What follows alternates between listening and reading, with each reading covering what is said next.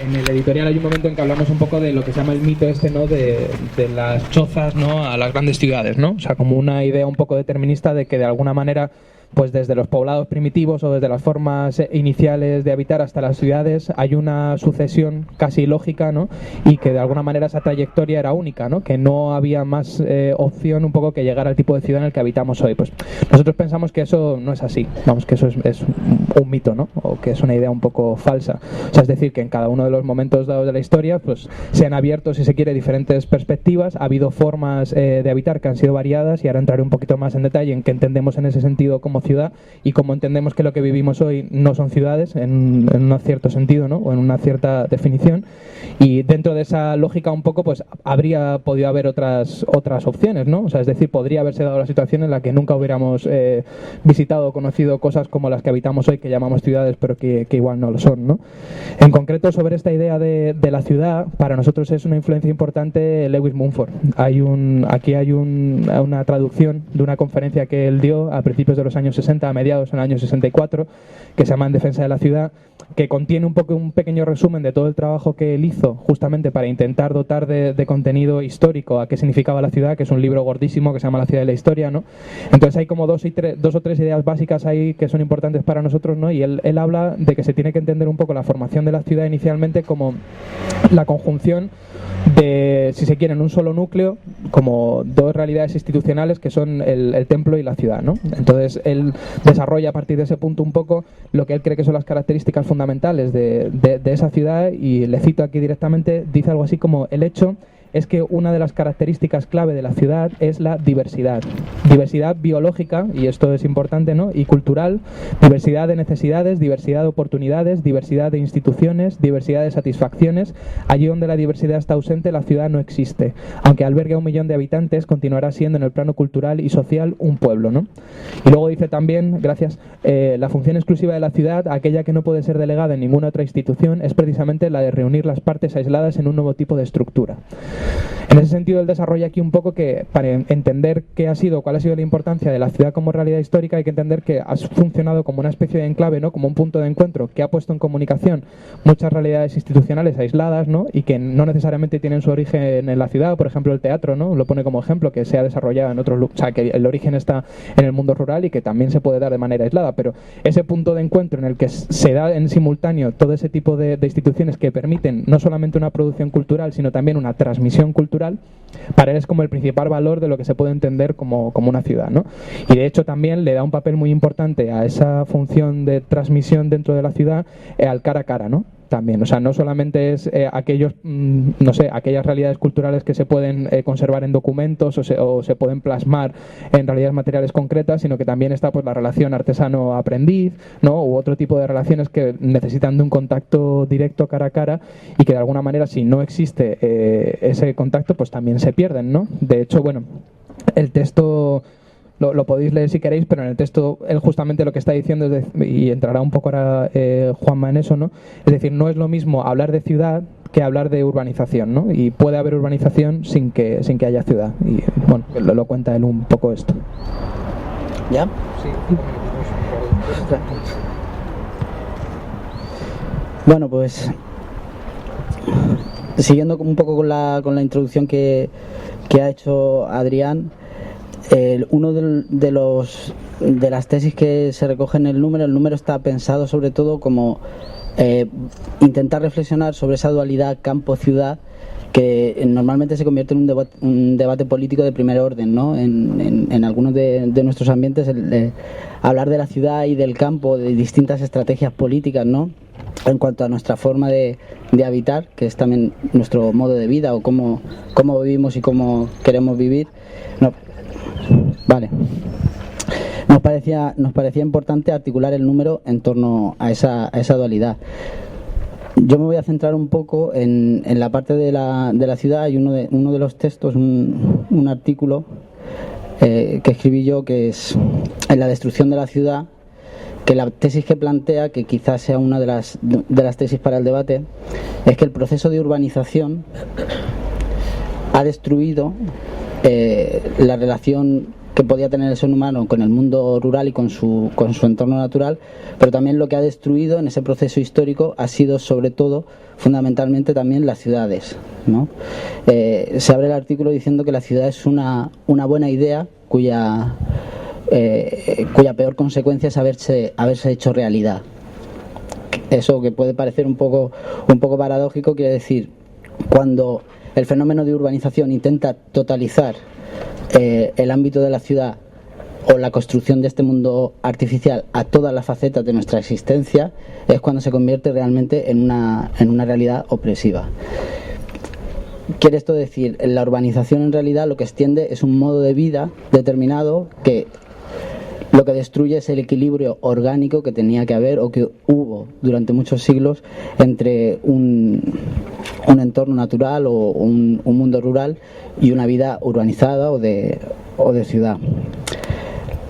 Por eso lo que decía Adrián antes, el llegar a decir que el lugar donde vivimos siguen siendo ciudades, es casi un abuso del lenguaje, ¿no? Que el lugar de la fundación de una ciudad original siga manteniendo el mismo nombre también es un abuso del lenguaje. Es decir, este podría ser el lugar anteriormente conocido como Valencia, ¿no? Pero ya no tiene mucho que ver, ¿no? con esa fundación original, ¿no? Yo vengo de Alicante también, y bueno, Alicante, pues eso, el lugar anteriormente conocido como Alicante, que ahora es prácticamente una franquicia de Ryanair o algo así, ¿no? Es decir, ese proceso de urbanización, en realidad lo que nos está hablando, desde donde nosotros lo miramos, es el proceso de industrialización de nuestra existencia. Lo que hace es que la ciudad amplíe todas sus determinaciones al resto de realidades sociales, que convierta, por ejemplo, el territorio que circunda las ciudades prácticamente en un vertedero o el lugar por el que discurren las infraestructuras necesarias para permitir el crecimiento de la ciudad. Es también el lugar que recoge los beneficios de la industrialización de la agricultura, que en muchos sentidos puede llegar a ser mucho más nociva que la industria misma, ¿no? La agricultura industrializada, las consecuencias que tiene sobre el medio y sobre nuestra vida y nuestra libertad, pues puede ser incluso más nociva que la idea que tenemos de la industria, ¿no? De las chimeneas humeantes y todo eso, que es una idea casi de otro tiempo. Con esto veníamos a decir un poco ese debate entre el campo y la ciudad, o abandonar las ciudades para poder establecer una lucha política, o permanecer en la ciudad para poder desarrollar una lucha política. Es un debate que en muchos aspectos ha sido superado, y ha sido superado porque el proceso de urbanización lo ha resuelto de una manera bastante expeditiva, es decir, ha aniquilado las dos realidades que se oponían en ese debate, la realidad del mundo rural y la realidad de las ciudades, ¿no? Eso sería como la primera tesis que nosotros manejábamos. Hablando un poco más de la idea de la ciudad capitalista, normalmente se ha asumido o se ha intentado relacionar que el hecho de la ciudad es un hecho que tiene que ver sobre todo con el capitalismo, ¿no? y que ha tomado forma a través de unas determinadas maneras de la explotación en el trabajo, y que es una realidad económica fundamentalmente, ¿no? Que tiene que ver con el capitalismo. Esto en algún aspecto nos parece que es cierto, pero hay un punto que tiene que no es del todo así, ¿no? Lo que decía Adrián antes, la ciudad como realidad histórica y como realidad histórica opresiva ha existido antes del capitalismo y probablemente exista después. La realidad a la que nos enfrentamos no es tanto una fundación de una ciudad que explota determinadas formas de trabajo, como que convierte la ciudad en una mercancía.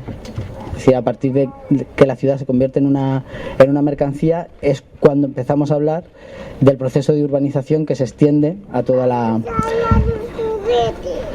Sí, mucho mejor.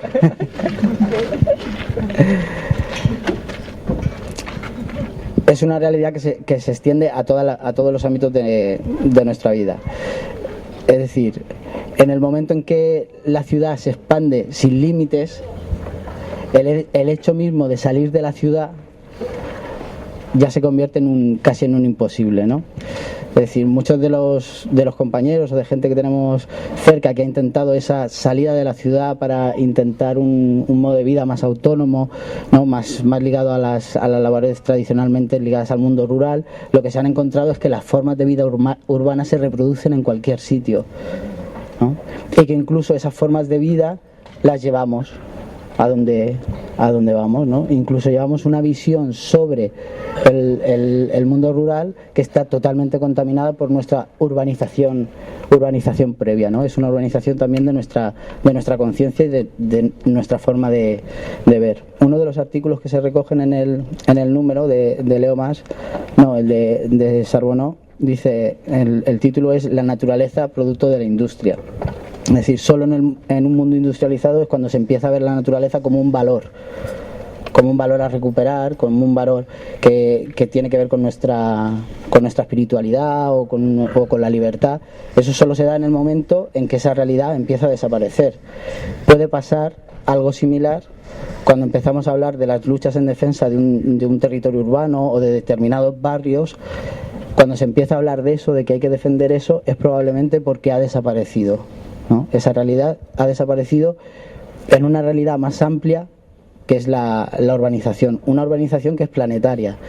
Probablemente a mediados del 2011 o por ahí, según calculaban algunos que se dedican a estudiar estas cosas, se pasó un hito, ¿no? en la historia de la humanidad, y es que en ese momento había más población, de los 7.000 millones que somos en el planeta, había más población viviendo en entornos urbanos que en entornos rurales, ¿vale?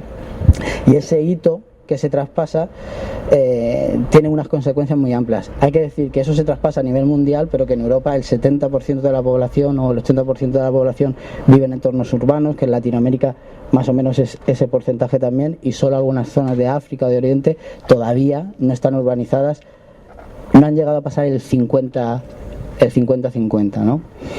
Ese cambio es un cambio antropológico, nosotros a veces lo llamamos así, ¿no? Como una transformación antropológica que va mucho más allá del debate político en cuanto a las luchas urbanas o las luchas en los entornos rurales. Bueno, sí, o sea, antes de entrar en eso un poco, que es como qué pensábamos un poco que se puede derivar del análisis que hacemos para pensar un poco las prácticas, también igual convendría dar un paso atrás a lo que estaba hablando Juanma, como para darle la profundidad también y justificar por qué hacerlo así, ¿no? Porque cuando estamos hablando de la ciudad como una realidad histórica, en realidad eso también significa que el mundo rural tiene también su propia especificidad histórica. Estamos hablando de que si hacemos un poco una retrospectiva a las formas de habitación, ¿no? De las formas de vida, ¿no? Las formas de habitar un poco el espacio que han tenido los seres humanos, pues siempre se han dado en una forma simbiótica, ¿no? Se ha dado en una forma simbiótica entre asentamientos que han tenido esas características urbanas casi desde el Neolítico, ¿no? Y en una cohabitación con justamente otro tipo de asentamientos humanos que tenían esa naturaleza, si se quiere, o esas formas de vida más centradas en lo que podemos llamar ahora campo o esa ruralidad, ¿no? Y precisamente esa cohabitación con sus problemas, ¿no? Que son muy claros, ¿no? Sus desigualdades propias, sus conflictos, etcétera. O sea, no es aportar aquí una visión idealizada, pero sí que esa simbiosis a nivel de, la ciudad quizá como espacio de producción y reproducción cultural, ¿no? Y como espacio de producción y reproducción política, ¿no? Lo que hablábamos antes, lo que contaba antes de Mumford, y luego también ese otro mundo más rural que tenía su propia especificidad. Aquí hay un artículo, en el artículo de Marbadal, bajarme un poco y yo me lo acerco, si queréis, es que esto si no es súper incómodo. Perdona, Vale, es que si no me retumba un montón. Hay un artículo al final, que es un artículo de Marbadal, que es un extracto de un libro suyo que se llama Vidas a la intemperie, y entonces él ahí lo que se plantea es un poco la tarea de precisamente decir, yo soy una persona, él es una persona, ¿no? que ha vuelto al campo, si se quiere, ¿no? Para intentar recuperar esas formas de vida, ha encontrado que esas formas de vida ya no están allí, ¿no? Ha encontrado de alguna manera que hay una herencia material, no tanto cultural, por la cuestión de la mutación antropológica, como hablaba Juanma, ¿no? Y dice, ¿hay alguna manera de tirar de ese hilo de la memoria? ¿Qué significaba de alguna manera ser un campesino? ¿O cuáles eran las formas de vida que había aquí? Porque parece que algunos de los paradigmas en los que nos movemos muchas veces lo que hacen es decir algo así como que, bueno, todo lo que era el campo simplemente era, si se quiere, un espacio a, no sé si a civilizar, no un espacio a educar, un espacio a introducir a la forma de vida como si esta fuera única, ¿no? A humanizar casi, ¿no? Como si hubiera un cierto espacio a la deshumanización. En la reivindicación que hace Radicales, que no es así, es que hay una especificidad propia que tiene que ver con la oralidad, que tiene que ver con ciertas instituciones comunitarias, etcétera, ¿no?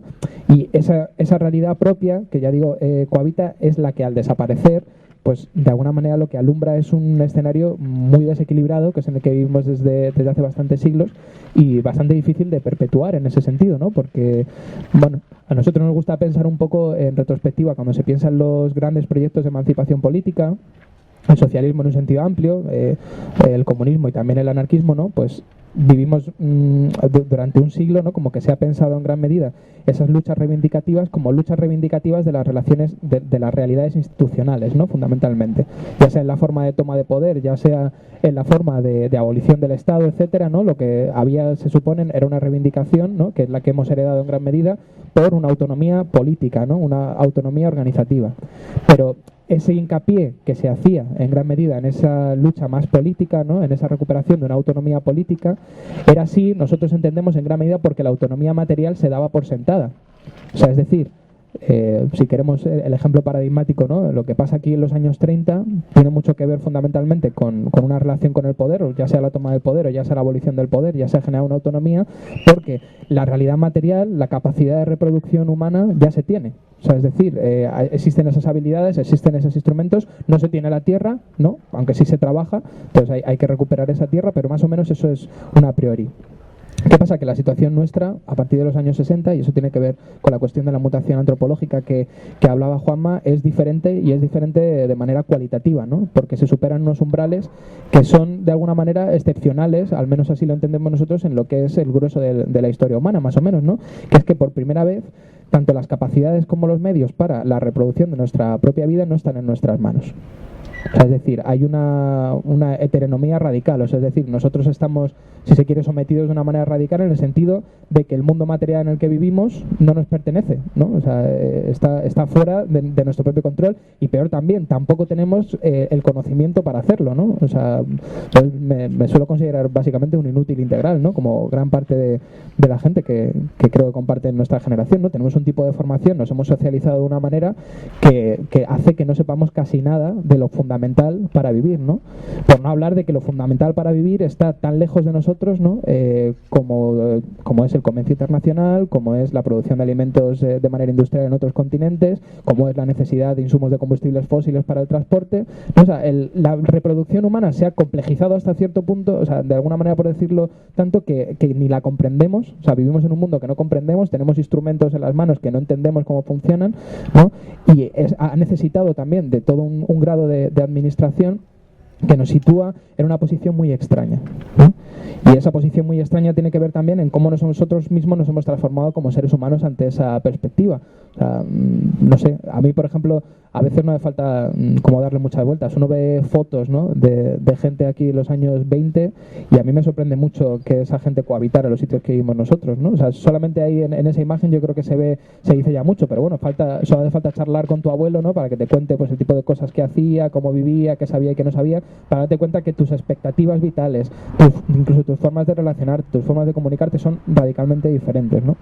Entonces, cuento todo esto, ¿por qué cuento todo esto? Porque entendemos que al final una lucha política hoy tiene que, por supuesto, mantener y reivindicar esa cuestión de la autonomía a ese nivel político, pero también tiene que introducir la cuestión de la autonomía a nivel material, la cuestión de recuperar, si se quiere, esa parte que antes se daba como una a priori, que ahora parece que hay que especificar, y que en gran medida también hay como resistencias cuando uno lo quiere especificar, ¿no? Por ciertas herencias, inercias que compartimos, ¿no? Que eso sería otra cosa más larga de hablar, ¿no? De identificar un poco que es imposible rechazar, si se quiere, cualquier avance material, o que los avances materiales tienen una cierta neutralidad que no se puede discutir, eso lo podemos hablar después, pero un concepto como el de luchas en defensa del territorio, que al final es el que nosotros creemos que puede articular la propuesta práctica que se puede sacar de un análisis como este, tiene que ver con dos cosas, ¿no? Tiene que ver, por un lado, una lucha en defensa del territorio con intentar paralizar en la medida de lo posible las dinámicas que estamos aquí hablando, ¿no? Esas dinámicas de una urbanización que se extiende pero que ya no forma ciudad, ¿no? Porque no tiene esa realidad de perpetuadora, ¿no? Que estamos hablando, ni esas estructuras que han caracterizado a la ciudad, y que no solamente eso, no solamente no forma ciudad, sino que además destruye la condición de posibilidad de lo que era la vida rural.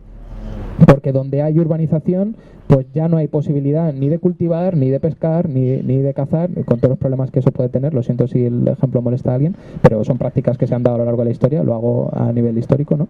Pero básicamente, si hay un edificio ahí, no se puede hacer ninguna de esas cosas, ¿no? Si se contamina un río, no se pueden hacer esas cosas, etcétera, ¿no? Entonces, en ese sentido, la lucha en defensa del territorio, en lo que podemos pensar, ¿no?, como la paralización de esas macroinfraestructuras que sirven también para extender esa vida urbana, tiene esa componente, ¿no? Dentro de la ciudad es igual, ¿no? Nosotros cuando pensamos en gentrificación estamos pensando igual en una lucha en defensa del territorio, y estamos pensando en una lucha en defensa del territorio porque las transformaciones que mercantilizan, que convierten en objeto también los espacios en los que vivimos, son fuerzas que son solidarias, que son similares, que son las mismas fundamentalmente, que también impiden que aquí se dé por lo menos esa transmisión cultural, ¿no? Y también desaparezca cierto grado de autonomía material. Y aquí yo creo que Valencia es un sitio paradigmático, ¿no? Con las luchas que hubo en toda la cuestión de la punta y tal, ¿no? Ahí se ve muy bien como un cierto espacio que, aunque no estaba jugando esa función, podría quizás hasta cierto punto haberla jugado, ¿no? Un espacio apto justamente para intentar reproducir esa autonomía material, desaparece, ¿no? Entonces, un poco cuando intentábamos sacar del número de la reflexión las cosas que tenían que ver con esto, ¿no?, y en concreto también con la gentrificación, pensábamos que esta era un poco la cuestión, ¿no? Las luchas en defensa del territorio y de resistencia, pero también luchas por regenerar, si se quiere, o intentar recuperar esa autonomía material, ¿no? Que obviamente eso viene muy determinado por los escenarios en los que uno se mueva, ¿no? Claro, no es lo mismo intentar hacer eso en un lugar muy proclive, ¿no?, que intentar hacerlo en una ciudad como las nuestras, o una no ciudad, una megalópolis, o como queramos llamar a esto, ¿no? Básicamente porque no hay el espacio, porque no hay los medios y no hay el conocimiento, ¿no? Pero no sería tan diferente al final, ¿no? Para terminar un poco, una de las conclusiones es la defensa del territorio, con lo que ha dicho Adrián de esta paralización de infraestructuras, de la expansión de la urbanización, sería una de las componentes. La lucha contra la gentrificación, que es la parte que la economía política o la mercantilización obra dentro de las ciudades. Decía que la parte de la defensa del territorio, que nosotros entendemos como una paralización de un proceso de urbanización extenso, ¿no?, donde se expanden todas las infraestructuras de la ciudad hacia el conjunto del territorio, tiene también su paralelo con las luchas contra la gentrificación de la ciudad, que es la parte de la mercantilización de las ciudades. Pero decíamos, una de las cosas que se dicen en el número también es: históricamente la suerte de las ciudades ha ido ligada también a la suerte del mundo rural con el que coexistía. No siempre en una coexistencia pacífica, puede haber sido conflictiva, siempre ha habido pugnas distintas y movilizaciones sociales distintas, ¿no?, en torno a esta dinámica, pero era una coexistencia orgánica de alguna forma. Hoy, tanto una realidad como la otra están en proceso de desaparición. Por eso nosotros la lucha contra la gentrificación la entendemos como dentro de un debate más amplio, que es la defensa del territorio, ¿no?, o la paralización del progreso de la industrialización de toda nuestra existencia. Y bueno, en ese sentido lo vemos desde ahí, y entendemos que una lucha una lucha urbana que se centre en los aspectos de la gentrificación no puede perder de vista lo que decía Adrián, que hay una autonomía que tiene que ver más, es algo más que la autonomía política, que es la autonomía material, la recuperación de saberes que hemos perdido, de relaciones comunitarias que no se pueden volver a desarrollar, y que en el seno de la ciudad, dentro de la misma ciudad, se hacen muy complejas de reproducir. Entonces ese sería como el límite que tendríamos que abordar, ¿no?, en un debate donde se pueden llegar a encontrar esas dos luchas en defensa del territorio, ¿no?, desde un ámbito más rural o de paralización de infraestructuras, con esas otras luchas urbanas que defienden un territorio urbano que está siendo presa de la mercantilización, ¿no?, o de convertir las ciudades en un parque temático para recreo y consumo de los turistas, ¿no? Entonces, pues por ahí ese sería el marco que nosotros hemos esbozado en el número, y ya damos paso a los compañeros de la corrala.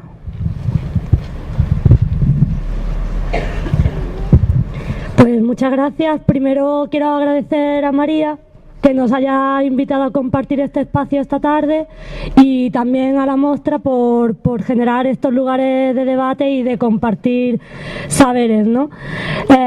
Mi nombre es Ari y el grupo de estudios antropológicos La Corrala lo componemos 4 personas, Juan, Óscar, Esther y yo, y también quería... ¿Sí? Quería nombrarlos hoy aquí.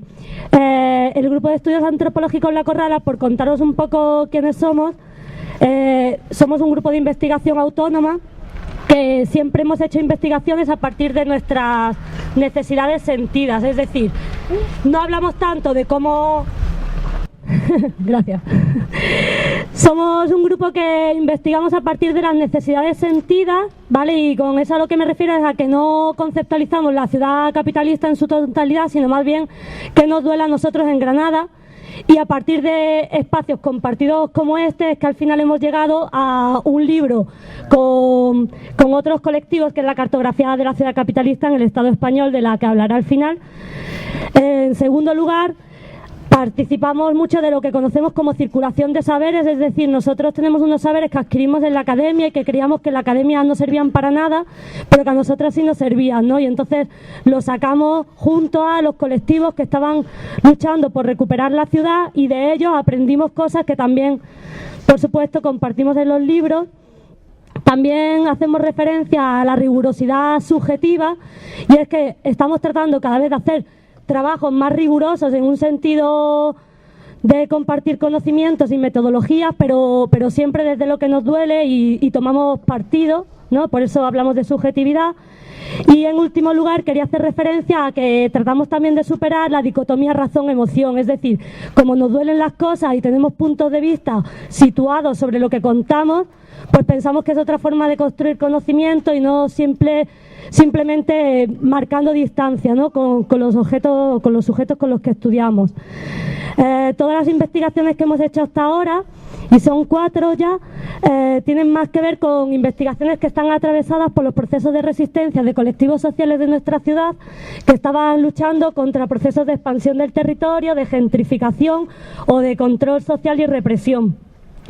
Y en este sentido, pues me gustaría destacar como 4 tópicos que siempre abordamos, ¿no? La preeminencia de los valores neoliberales sobre cualquier otra forma de entender la ciudad, como algo que tratamos de deconstruir y de transformar a partir de nuestras prácticas radicales. Es un cuestionamiento de la mercantilización que se está haciendo de todo lo urbano, la construcción de las marcas ciudad, ¿no? De los branding capitalistas y, por último, las formas de represión y control social que le es necesario al sistema para llevar a cabo estos procesos urbanísticos y a los que nos oponemos. El primer libro que hicimos tras una investigación es el Aprendiendo a decir no, conflictos y resistencias en torno a las formas de concebir y proyectar la ciudad de Granada, y tenía un poco que ver con que el barrio del Albaicín, que es un barrio popular, como puede ser el Cabañal, el barrio del Carmen, en 1994 es nombrado Patrimonio de la Humanidad, ¿no? Y a partir de ahí empiezan a llegar fondos UNESCO y fondos de la Unión Europea para un proceso de renovación urbana, que básicamente consistió en rehabilitar fachadas con independencia de cómo estuvieran las condiciones de habitabilidad al interior de las viviendas, y una arbitrariedad en la restauración del patrimonio y en lo que se entiende por patrimonio. Asimismo, se le dio pie a las inmobiliarias para que se hicieran con todo el patrimonio y todas las viviendas del barrio, y a partir de ahí acuñamos el nombre de Asustaviejas para nombrar a todas aquellas inmobiliarias que compraban inmuebles en los que quedaban algunas abuelas habitándolos y dejaban de arreglarlos, les cortaban la luz, les sometían a presión para acabar echándolas, ¿no? Y como también además iban sustituyendo los comercios de la vida cotidiana por tiendas de souvenirs y restaurantes para los turistas, cuyo paradigma es la calle de las teterías, pero hay muchos otros, seguro que si habéis estado por Granada sabéis de lo que os estoy hablando, que impidieron a a las personas que seguían viviendo en el barrio pues poder hacer como su vida digna, ¿no? Aparte de los problemas de movilidad que conlleva, pues que sean los turistas los que hacen uso de los medios de transporte, los que hacen uso de los locales y a todos los demás lo que nos queda, bueno, pues es resistir, ¿no? Y nos centramos en un estudio de caso que era una lucha que seguimos hoy en día, que es la lucha por la Casa del Aire, que era el único inmueble, que era una casa de paso. El Albaicín, como sabéis, es un entramado de callejuelas en el que es muy dificultoso traspasar de una calle a otra sin dar muchos rodeos. Antiguamente había como estas casas de paso, ¿no?, que servían para comunicar unas calles con otras. Pues lo primero que hicieron la inmobiliaria que se quedó con la Casa del Aire fue cerrar uno de los pasos de la casa y solo tener uno de los accesos a una de las calles, ¿no? Y ya perdiendo parte de lo que era el patrimonio del barrio. En segundo lugar, se cortó la luz, se impidió el acceso al correo, luego no se fueron renovando los contratos, así hasta que ya empezaron los procesos de desalojo, etcétera.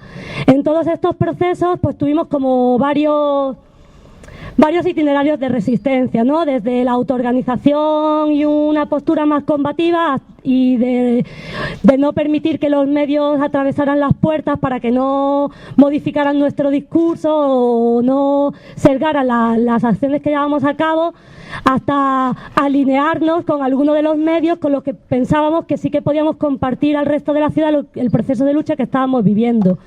También nos negábamos a entrar en procesos de judicialización, pero en el momento en el que nos damos cuenta de que también nosotros estamos en ese proceso porque nos están denunciando, estamos metidos de lleno, pues decidimos tomar cartas en el asunto y presentamos lo que sería la primera denuncia colectiva por acoso inmobiliario, ¿vale? De caso que se ha ganado por parte de la Casa del Aire. Y por trazar que es un proceso de lucha que lleva ya 12 años hasta el día de hoy, pues decir que el primer desalojo que paró estos desahucios ya después del 15M fue el de nuestra compañera Clara de la Casa del Aire, ¿no? Entonces es una forma también como de marcar luchas desde el antes hasta después del 15M. El segundo libro que se hizo por parte de la Corrala es el Transformación Urbana y Conflictividad Social, la construcción de la marca Granada, y ahí nos dedicábamos sobre todo a cartografiar la expansión de la ciudad, es decir, cómo el centro de Granada había dejado de ser un lugar habitable, un lugar de vecindario, un lugar de comercios, para convertirse en un lugar de servicios para las empresas y para la gente que trabaja, ¿no?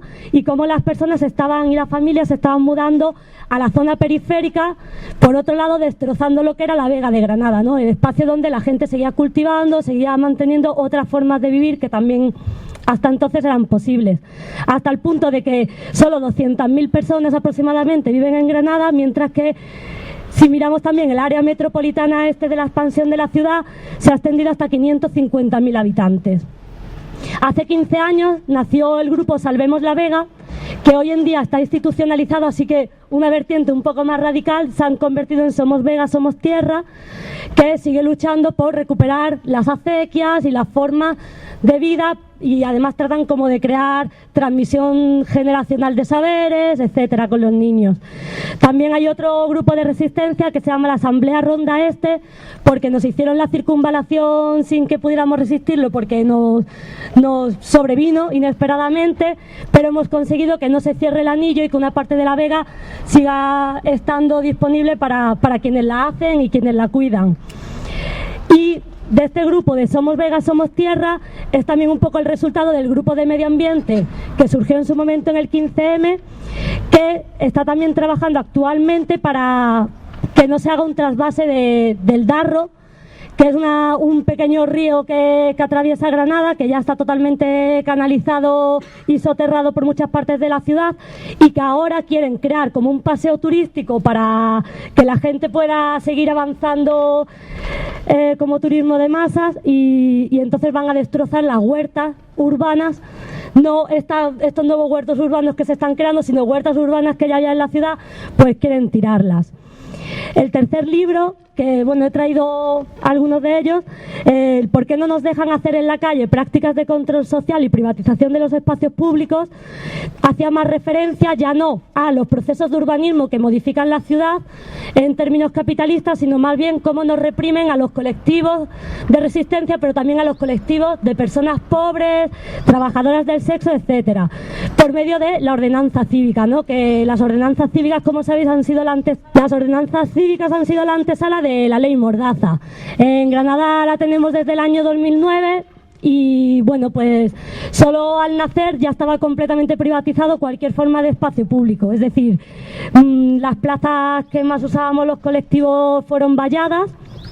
Una de ellas, la Plaza de la Libertad, con vallas de la antigua cárcel de Granada, lo cual era surrealista.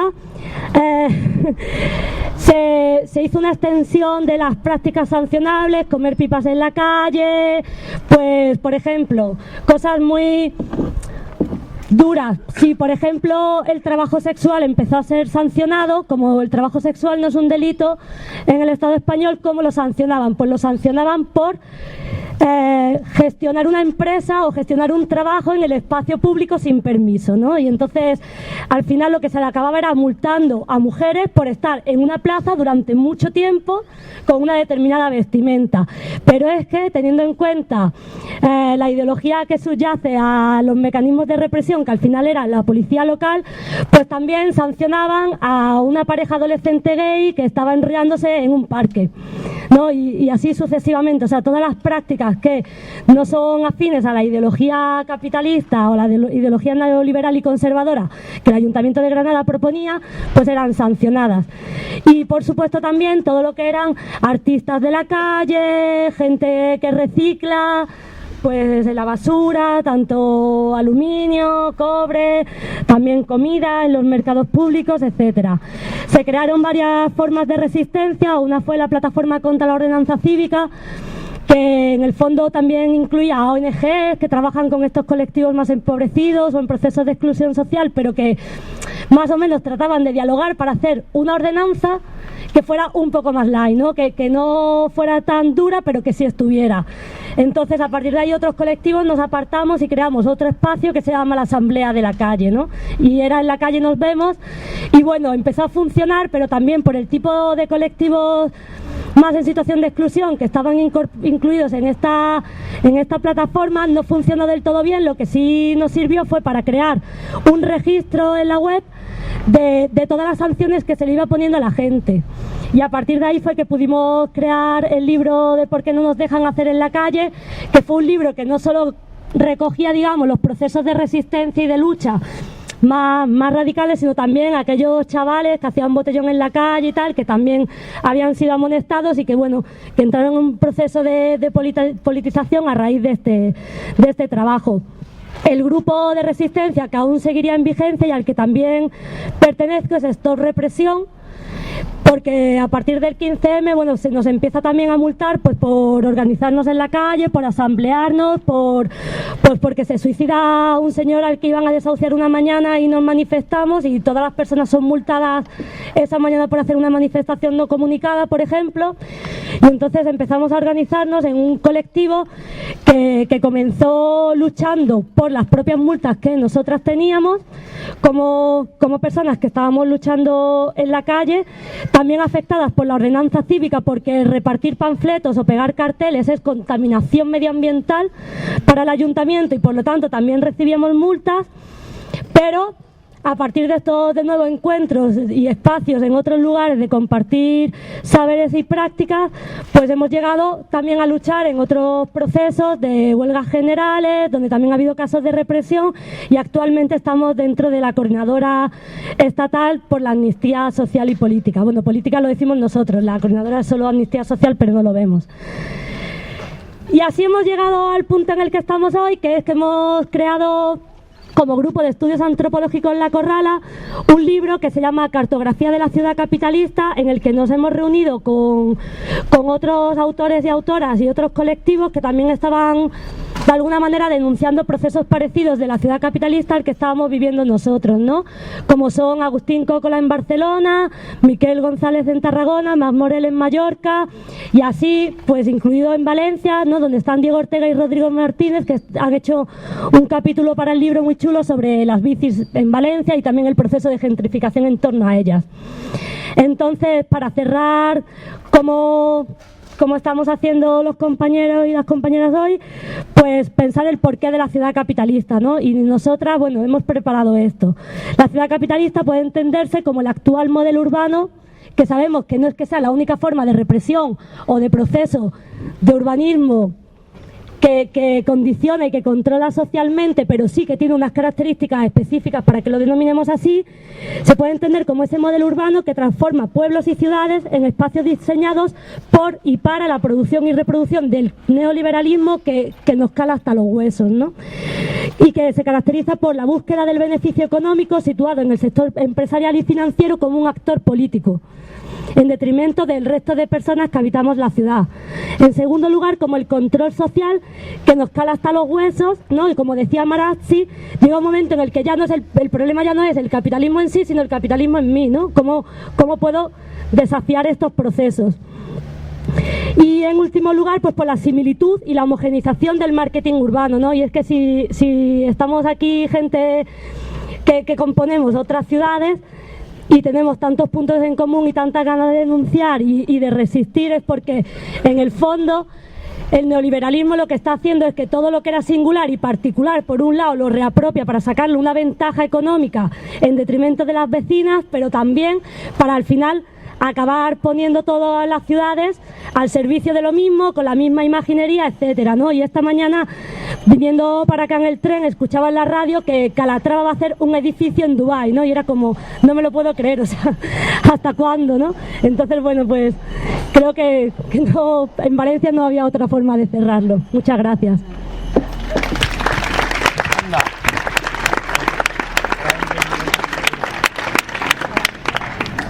Vale, pues nosaltres anem a presentar un test que vam traure el setembre passat. Està ahí en valencià i en castellà, per qui el vulgui agafar, és gratis o a la voluntat. Jo faré un poc una exposició dels temes que es tracten en el text i després Juan, el meu company, farà un poc una explicació de quina és la situació des del nostre punt de vista que està vivint-se en el Cabanyal ara. Bueno, en el test comencem un poc situant-nos en què és la gentrificació i bueno, el concepte de gentrificació surt als anys 60 en Inglaterra. És Ruth Glass, una acadèmica d'Anglaterra que trau aquest concepte i bueno, pues, etimològicament gentrificació ve de gentry, gentry és burgesia i una traducció ràpida o com alguns autors espanyols l'han traduït ha sigut com aburgesament o elitització, no? Els estudis des dels anys 60 han proliferat per tot el món, bàsicament, sobre gentrificació, tant en Nova York, en Canadà, Austràlia, Chicago, en Espanya, igual més en Chueca, Malasaña, Lavapiés, el Raval o el Carme i Russafa. I a pesar de que és un concepte que comença a treballar-se sobre ell a partir dels anys 60, després sí que n'hi ha hagut molts autors que han situat aquest concepte molt anterior. Ja en el París de Haussmann ja s'observa que quan es fa tota la remodelació del centre de París, allà n'hi ha una substitució de població i ja n'hi ha un aburgesament del centre de París. Entonces això en primera instància ens ve a pensar que la gentrificació no és un element exclusiu del neoliberalisme, sinó que ja venia passant, no? Des de fa més d'un segle. Després, a continuació, nosaltres hem volgut un poc analitzar quines serien les característiques de la gentrificació i i una de les primeres coses que veiem és els distints escenaris en els que es dona la gentrificació.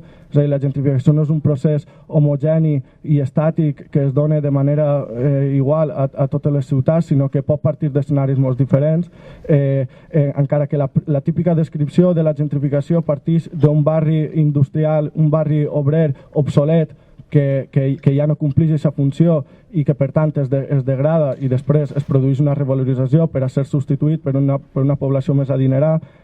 També s'han donat casos i s'han fet estudis de processos de gentrificació que s'han donat en barris que encara que sí que són populars no tenien aquest component purament industrial, no? Entonces lo que ve a dir això un poc és que la gentrificació no s'ha de donar sempre en els mateixos paràmetres d'un barri obrer industrial, sinó que pot donar-se simplement en un barri que vulgui entrar en un procés de desinversió per a després entrar en el següent pas de revalorització.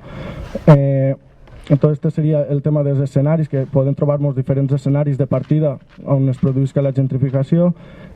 Una altra característica serien els elements motrius. Nosaltres hem dit elements motrius com a els elements econòmics o d'atracció econòmica que impulsen la gentrificació, i d'igual manera això també ressalta que no n'hi ha una homogeneïtzació, no? És a dir, que moltes voltes són diferents elements motrius els que impulsen la gentrificació i n'hi ha hagut diferents estudis que situen en alguns barris han sigut el sector estudiant el que ha dut a terme, el que ha impulsat aquest procés de revalorització. En altres barris ha pogut ser l'art i la cultura, en altres ha pogut ser el turisme, o inclús alguns parlen en relació a les boutiques d'una botificació. Bueno, estos elements motrius no tenen per què ser únics tampoc en el procés de gentrificació, poden interrelacionar-se en ells i poden haver barris que tinguen diversos elements motrius que duen a terme esta revalorització. I un altre element també que nosaltres destaquem serien els gentrificadors, o sigui, qui són els que gentrifiquen. Pues així també també trobem que n'hi ha una amalgama diferent de gentrificadors. Pot ser des de lo més visual, que podria ser les empreses que van a fer negoci, tant siguin empreses immobiliàries com de comerç, però també el gentrificador pot ser un estudiant, pot ser un artista. En molts barris, en molts estudis sí que s'ha fet prou hincapié en els artistes, inclús en Nova York, en Lower East Side es va parlar prou de la comunitat gay adinerada, com també un sector de població que també va elititzar certs barris, o avui en dia podríem parlar dels hipsters. N'hi ha diferents tipus de gentrificadors, però al fi i al cap això el que ens ve a pensar, ens fa entendre també, és que n'hi ha una estreta línia entre qui està gentrificant i qui no està gentrificant, i un mateix grup de població o una mateixa persona pot estar en moments impulsant la gentrificació o en moments posant-li resistències, no? Entonces, això n'hi ha hagut altres autors igual que ho han definit com a gentrificadors centrals o gentrificadors perifèrics. Bueno, després uns que nosaltres hem trobat com elements comuns que caracteritzen la gentrificació serien, o que alguns autors sí que han estudiat, s'han intentat fer teories unitàries al voltant de la gentrificació, i jo personalment no he trobat tampoc que n'hi hagi una teoria unitària a través d'ell, però sí que n'hi ha diverses teories que l'expliquen un poc. Una seria la teoria de la diferència potencial de renta, que es comença a parlar-se en el 79, i això és una idea molt bàsica. L'únic que diu és que per a que un barri es gentrifique té que haver una diferència potencial en la renta d'aquest barri, d'un barri que es desvaloritza o es degrada el següent pas, que és a revaloritzar-se. Això també es parla d'escaló diferencial. Aquest escaló diferencial, com més gran siga aquest escaló diferencial, major serà la plusvàlua o major seran els beneficis que puguen extraure els que estiguen gentrificant el barri, no? Després, una altra teoria també relacionada amb aquesta seria la teoria del cicle de vida dels barris, no? Es parla de que, al igual que el capitalisme funciona en cicles d'expansió o contracció, doncs també els barris tenen un cicle de vida, com els barris també tenen un cicle d'expansió, de creixement i després un altre cicle de desinversió o de creixement i és cíclic això, no?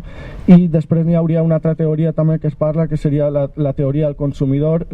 Alguns autors parlen de com la gentrificació es du a terme per la demanda que faci el consumidor, és a dir, que els gustos per un barri o per un altre, els gustos que tinga una classe dominant per gentrificar un barri o un altre va ser el que va determinar la gentrificació.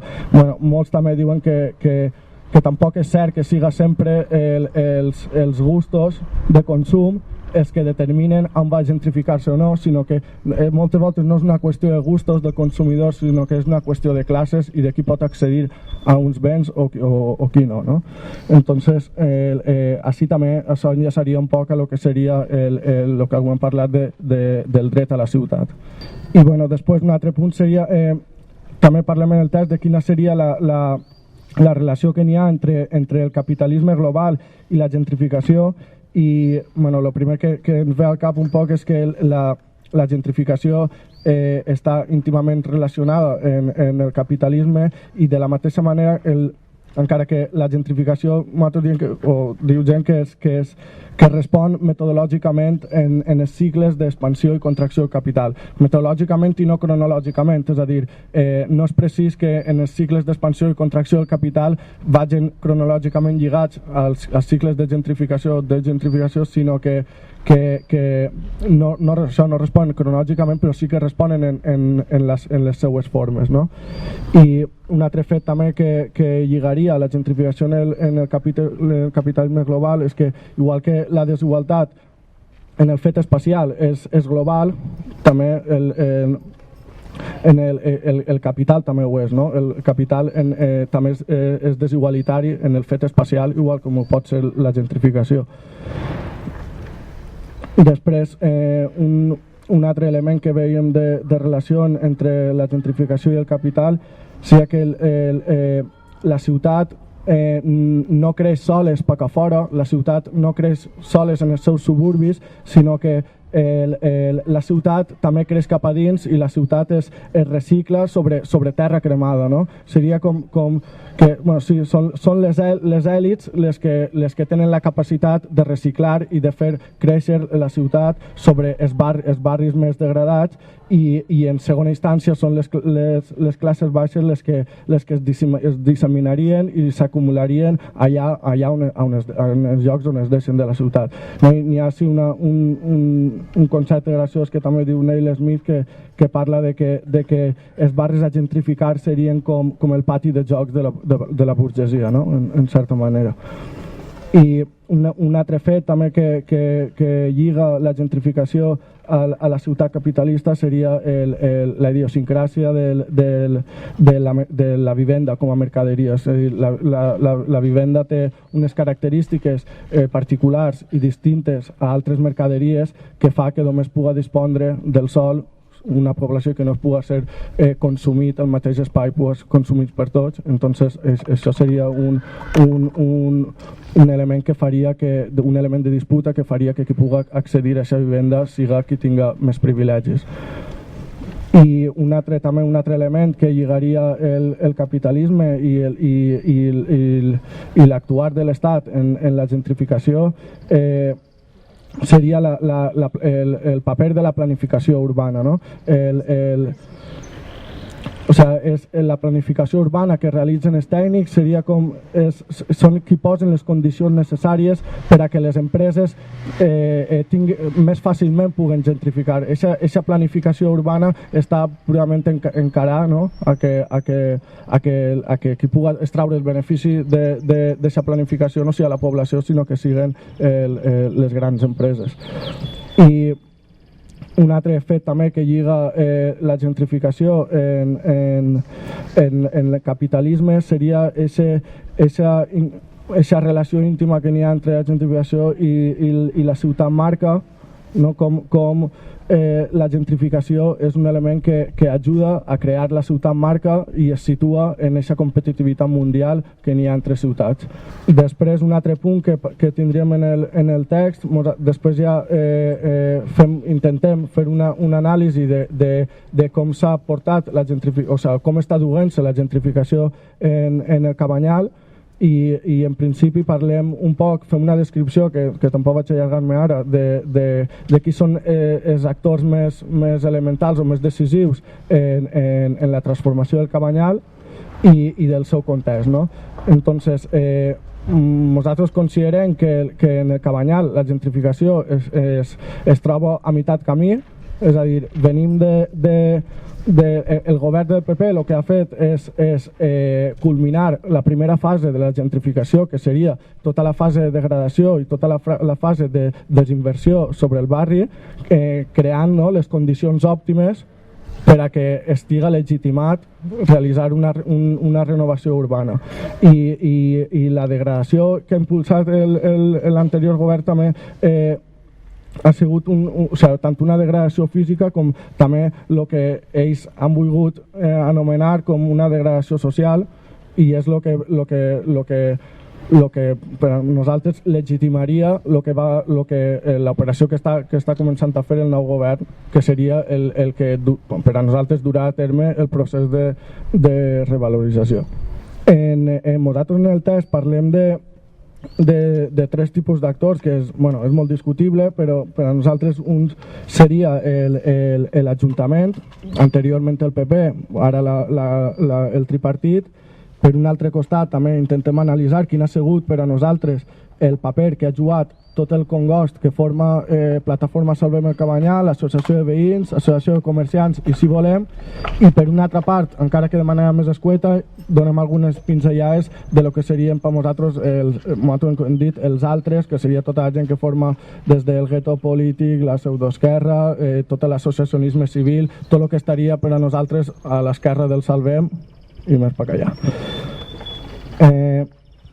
Després, una volta després de repassar els actors, centrem també una part del text en parlar de quins són els elements motrius que han mogut i estan movent i van a moure la gentrificació en el Cabanyal. En primera instància parlem del paper de la cultura i de l'art en el procés de gentrificació i de lo primer que està és que tant la cultura i l'art actuen com a elements d'atracció d'inversió, tant per a l'augment de la comercialització i de la mercantilització en el barri, com també d'atracció de població en més recursos, no? I així també fem algunes pinzellades de quin seria el paper de la cultura, no? I de com també se mos ven a voltes qualsevol proposta cultural que pugui fer-se, no? Moltes voltes s'entén la cultura com un element sacralitzador i sanador, la cultura com a algo sempre positiu, algo que això, no sé, Manuel Delgado també ho explica prou bé de com difícilment, o sigui, a principi pareix difícil enfrontar-se a rebutjar certa cultura, sempre perquè a la cultura com algo a voltes que no pots criticar perquè és algo que en teoria educa. Nosaltres el que hem intentat un poc dir és que la cultura en este cas està sent utilitzada, és una cultura del poder i està sent utilitzada com a fetitxe o com a manera d'atraure inversions. I com també esta cultura que ens ven homogeneïtzar és una cultura també que està dissolguent la diferència en diversitat, no? Com al final pareix que n'hi hagi que pareix que visguem en una multiculturalitat en què cada un té una cultura diferent, però realment al final tots apunten a un mateix significat i realment al final la cultura que n'hi ha entre uns i altres no ens separa molt, en veritat. I al igual que la cultura, pues, bueno, com en l'art també pot ser utilitzat d'esta manera en el Cabanyal, com pot ser utilitzat per atraure inversions o també com pot el Cabanyal passar per un procés de museificació, no? Com per exemple el mercat del Cabanyal de ser el rebost o la despensa dels veïns pot acabar sent un museu de turistes i canviar la seva funcionalitat, o com per exemple s'ha jugat en l'element arquitectònic en el Cabanyal, com realment pensen que moltes voltes s'han volgut salvar les façanes i no els veïns, és a dir, com realment el que és moltes voltes la defensa de l'arquitectura i de l'estructura de les cases era una defensa no per a les persones que vivien dins, sinó una defensa per a que l'element arquitectònic es mantinguera intacte i poguera ser consumit en un futur per als turistes o qui fora. Tots aquests elements de cultura i art apunten per lo que també es podria dir la marca Cabanyal, no? Una marca que ha de ser venuda i estampada una postal, i com inclús ja no sols els elements físics com el mercat o les façanes, sinó les pròpies relacions socials del Cabanyal també és algo que pot ser museificat, no? Com s'ha parlat molt de la vida dels pescadors, com les dones que eixien al carrer a prendre la fresca, i com això ha quedat sent un residu i moltes voltes es presenta en les guies turístiques i es presenta en tota la marca Cabanyal més que res per ser consumit i no per ser practicat. Un altre element motiu que nosaltres pensem que pot influir en la gentrificació del Cabanyal seria el turisme. En tots els mals que ja s'ha parlat mil voltes del turisme, sobretot en el fet de l'apropiació de l'espai públic, com cada vegada més els carrers del Cabanyal van a passar de ser utilitzats d'una manera no comercial, com s'utilitza avui en dia el Cabanyal, els carrers n'hi ha poc de comerç i es viu en ells, i sobretot la gent de les minories ètniques o més marginals són els que més utilitzen el carrer, i com cada vegada més este carrer, aquest ús anirà substituït ja no sols per terrasses de bar, sinó també per les invasions de turistes que puguen arribar en creuers o d'altres maneres. També així podia entrar tant els pisos turístics com els hostels. I un element que nosaltres també hem vist com un element motiu del procés serien els estudiants, encara que jo crec que no és algo que sigui molt significatiu encara, però que sí que la proximitat de les universitats al Cabanyal i tal pot influir a que un dels elements que propicia la gentrificació siga la construcció de residències universitàries i l'atracció d'esta població. I per últim, en el text també parlem un poc, encara que ho hem intentat fer d'una manera humil perquè no tenim ni puta idea, hem parlat un poc de participació ciutadana i del paper de la participació ciutadana i dels servicis socials que nosaltres hem considerat com les ferramentes institucionals per a dur a terme esta gentrificació. I dins d'estes, de la participació ciutadana, la veritat que ahir parlem poc i sols apuntem algunes coses com a que realment aquesta participació ciutadana no és real, és una participació estètica i reduïda, és sols per a poder participar en els aspectes estètics de la renovació urbana, però per supost en un procés de participació urbana ciutadana mai van a preguntar-nos i a deixar-nos decidir sobre els aspectes fonamentals de l'organització i distribució de la ciutat. I com també el presentar estos plans de participació ciutadana serveixen per a legitimar al poder, per dir, vos hem deixat participar, entonces seria un element que també que legitimaria. I un altre fet també que hem volgut comentar sols per damunt seria el paper de la participació ciutadana en el control social, com la participació ciutadana pot ser un element també de control social, i sobretot perquè entenem també que la participació ciutadana no és sols a voltes un pla de participació ciutadana que es contempla en una llei autonòmica o estatal, sinó que la participació ciutadana també l'han volgut entendre com el diàleg o la mediació sí, que pot haver entre grups de població i les institucions, i sobretot ahir el paper que té la mediació que practiquen pues, els mediadors que tenen el màster o qui siga, com aquesta mediació de normal sempre apareix en els barris i les zones on hi ha conflicte, i que aquesta mediació realment serveix com a apagafuegos i en certa manera com per a controlar a certa població que podria eixir-se dels seus esquemes i pues així es podria fer un recorregut més ampli, un estudi més ampli de com la mediació ha sigut utilitzada en una infinitat de conflictes, com ha sigut utilitzada en les guerres, per exemple, per a fer guerra de mano blanda, que diuen que és pues, fer una introducció econòmica en la zona de conflicte, o com per exemple conflictes laborals. La mediació ha acabat perquè els propis treballadors cedisquen en les seves reivindicacions i pues, entenem que també que aquesta mediació, aquesta participació ciutadana en certa manera pot actuar com a un element de control social cap a aquells que protesten o qüestionen el model de ciutat. I per últim, en quant a participació ciutadana, hem intentat fer també una diferenciació en què o tenim la intenció de que la gent també diferencie entre democràcia directa i entre acció directa i participació ciutadana, com són dues coses totalment diferents.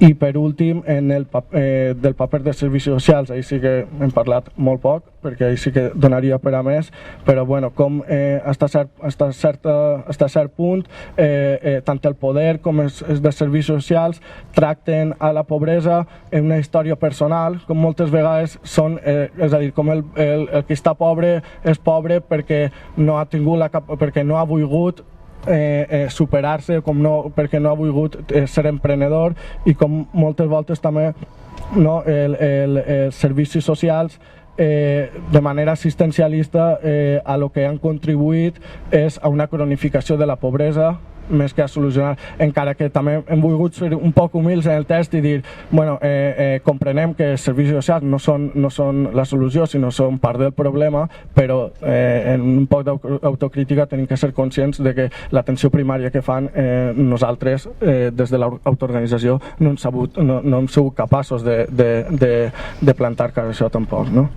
I ara Juanga va explicar un poc quina és la situació que està donant-se ara en el Cabanyal.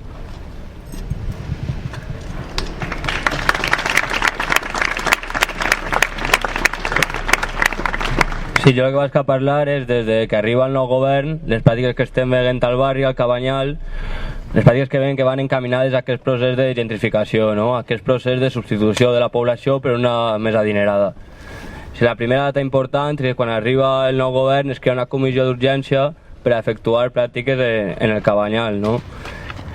Després hem dividit aquestes pràctiques en diversos punts. El primer seria la criminalització de la pobresa. Això veiem ja que és evident en alguns discursos del veïnat on no reconeixen a certa part del veïnat, no? Com a tal, que serien els gitanos, els romanos i els ocupes, no? És més, els acusen de ser elements de degradació. Després, el que hem vist és un augment de policia, que això ja havien tingut altres èpoques en l'antic govern, també d'esta presència policial, i també a conseqüència un augment en les identificacions, no? Que s'estan convertint ja com una rutina habitual en el barri. A veure, s'acusa a persones romaneses i gitanes de tindre accés de ferralla il·legals a les seues cases, no? I en aquesta excusa estan entrant dins les cases i tal. Ja són més de 12 famílies les que s'enfronten a multes de 2.000 euros per això, no? Per guardar ferralla i revendre-la com a forma de subsistència. Després, altres persones tenen que s'enfronten a multes de 165 euros per estendre la roba en els tenedors al carrer i hasta de 300 euros per sentar-se en un seient de vehicle al carrer. O sigui, són pràctiques que clarament estan siguent per assetjar a certa part del veïnat que estan molestant. És la gent que molesta per aquesta remodelació que anem a viure, no? En el barri del Cabanyal. Després dir també que han estat a venda talls de llum i talls d'aigua, que això també ja havia passat abans. El que ens ha paregut graciós és que han vingut a dir la llum i l'aigua en policies locals a mode d'escolta, que això ja és l'autorització de la policia per part de l'Ajuntament a mode de seguretat privada. Després també dir que s'està donant casos d'abús policial. El cas més recent és el de Marga, que no sé si vos sonarà, que es va fer un lema de Marga Absolució. Marga viu als blocs portuaris, que els blocs portuaris és un bloc de vivendes que hi ha al Cabanyal, on la majoria de gent que hi viu és de la comunitat gitana. Entonces, així, esta és la tercera volta que apareixen en 2 anys o per ahí, i veiem ja que tenen una pràctica determinada d'actuar.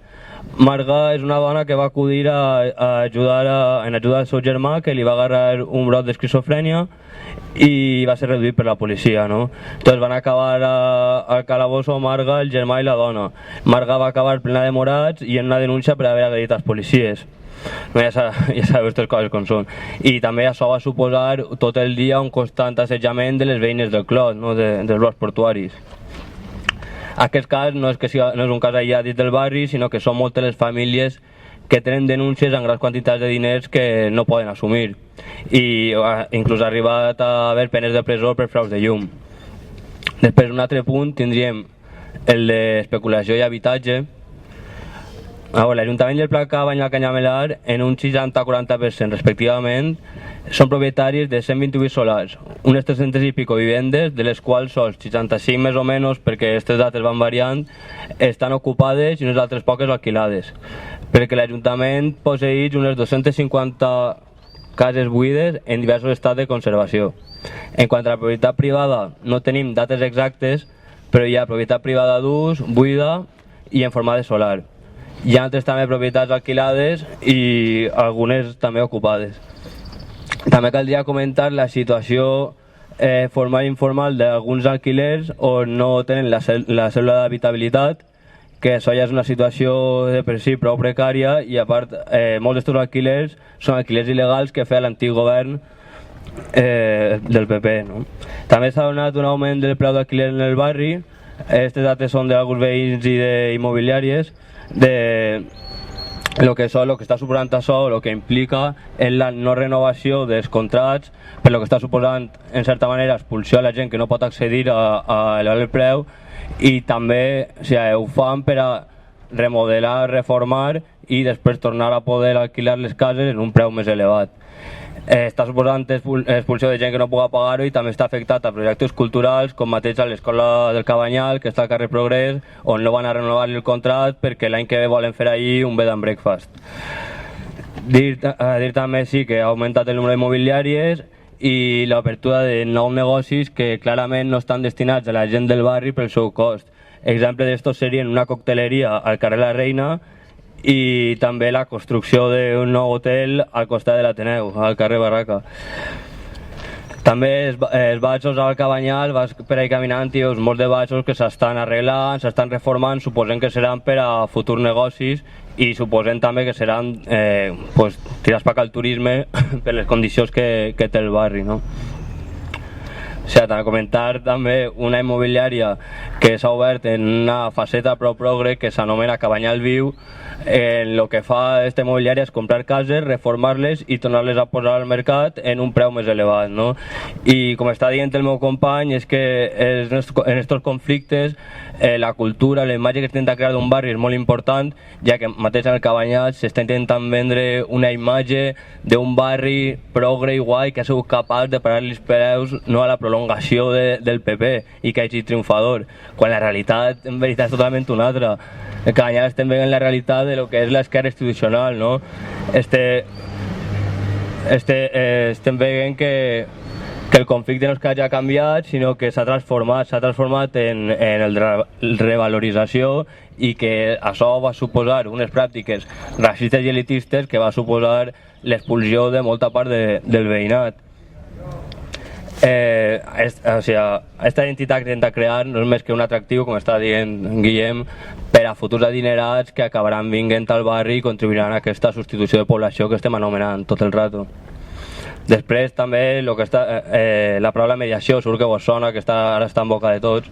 Pues bé, al Cabanyal a mitjans de desembre es va començar per part de l'Ajuntament un procés de mediació, el qual consistia en un policia local que anava a les cases ocupades que pertanyen a l'Ajuntament a proposar l'abandonament voluntari de la vivenda a canvi de la no denúncia per usurpació, i si no n'hi havia voluntat d'abandonament començarien els processos judicials. també es va parlar d'una vaga possibilitat de reallotjament social, d'alquiler social, però això ni s'ha enviat per escrits als afectats, ni s'ha anunciat públicament per l'Ajuntament, coses que altres mesures sí que han sigut fetes, per lo que dudem de que això siga veritat. A veure, què més? Per tant, considerem que un policia no pot ser un mediador pel simple fet de que la policia ha jugat un paper clau en el conflicte del barri. Ha tingut una repressió selectiva baix d'unes condicions, d'un perfil etnicopolític, no? Gitanos, romanes i ocupes, criminalitzant això, posant tensió entre els diferents sectors que viuen en el barri i impedint la normalitat del dia a dia. I a més que aquest procés de mediació que estan portant des de l'Ajuntament s'assembla més a un xantatge o una coacció que a una resolució de qualsevol conflicte. Dir també que el discurs de que el barri del Cabanyal deu ser com qualsevol altre de València significa no voler afrontar els problemes de desigualtat que vivim a la nostra ciutat i que va acabar suposant l'expulsió de molta part del veïnat, no? Que està obligat a anar vivint de barri degradat en barri degradat. Pres això ja és l'últim que ha passat, que s'ha realitzat des de l'Ajuntament un atac a l'ocupació, concretament des de la consellera de Seguretat Ciutadana, Sandra Gómez, que s'ha fet una diferenciació entre els ocupes de nuclis familiars de grups d'exclusió social i els ocupes en camp i sistema, fent al·lusió d'estos últims de que venen de famílies acomodades, de que tenen pagues de 1.000 euros i de que van en golf per ahí. No sé, o sigui, és clarament com està intentant criminalitzar, no, una certa gent que està fent certes coses. Dir també que s'ha fet referència a 26 cases ocupades en CAC, que segons ha dit la premsa, aquesta divisió es fa per accelerar el desallotjament d'aquests i que els processos judicials estan oberts. Això és el que diu la premsa. Molta part del veïnat s'ha vist obligat a ocupar. Altres sí que van començar a recuperar cases buides per l'Ajuntament per a reivindicar l'especulació que s'estava fent d'aquestes i també com a manera d'alliberar espais de la propietat privada. No és casualitat que les cases que han estat ocupades i habilitades es troben en molt millors condicions que les cases que han estat tapiades i buides. I tampoc es pot negar que els col·lectius que han ocupat el barri s'han preocupat per les situacions del barri i també per solucionar les possibles errades comeses, no? I com a últim punt tindríem l'espai públic, el carrer, que també ho ha comentat una miqueta Guillem, no? Que anem a poder apreciar canvi en aquestes dinàmiques. Avui en dia al Cabanyal la gent es troba al carrer, no? I està considerat el carrer com un espai de relativa socialització, on la gent fa vida, es troba i tal, i això va acabar transformant-se cap al turisme. Va acabar convertint-se en forma de terrasses, de passejos, i és graciós veure que molts discursos de certa part del Cabanyal estan ahí defendent un antipoblat mariner on la gent es troba al carrer i ara es criminalitza aquest ús del carrer per no ser el tipus de gent que els agradaria veure, no? Dir també que recopilar totes aquestes pràctiques ens ajuda a tenir una visió conjunta. Adiós. Va, tranquil, sí. Gràcies.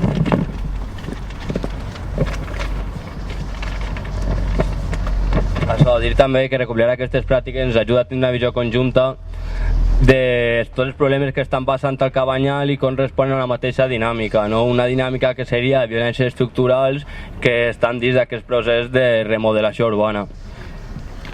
I ara el que vas que introduir una miqueta el debat anem a plantejar-lo sobre formes de resistència a la gentrificació i a la ciutat capitalista. Vas que posar una miqueta el que buscàvem o intentàvem en el Cabanyal, les dificultats que hem pogut tindre i alguns aspectes també a comentar.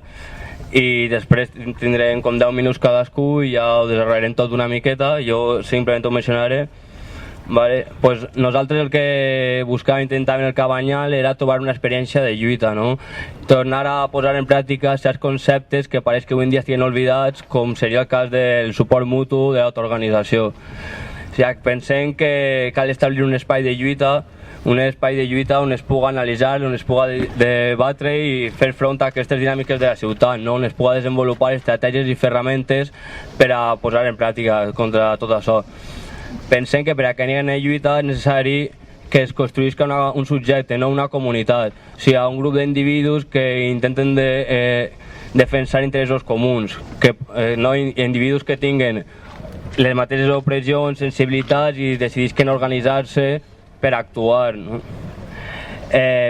Recalcar també la importància per a nosaltres d'aconseguir tindre o d'arribar a construir un discurs col·lectiu com a denúncia de totes aquestes pràctiques i també per a desmuntar tota aquesta nova esquerra ciutadanista, no?, que està imperant avui en dia. Dir que per a consolidar aquesta comunitat al Cabanyal hem tingut més d'un problema i en part un dels problemes grans al meu veure seria la sectorització que vivim al barri del Cabanyal. La sectorització que tenim per barreres etnicoculturals on això ens ha costat molt respirar en peu d'igualtat en certs sectors i això ens ha portat a altres dificultats, com seria el cas de confondre el suport mutu en assistencialisme, no? Com el no haver viscut aquesta igualtat ha portat el voler ajudar-nos en acabar fent coses o tal que de formes que no ens han acabat d'agradar, no?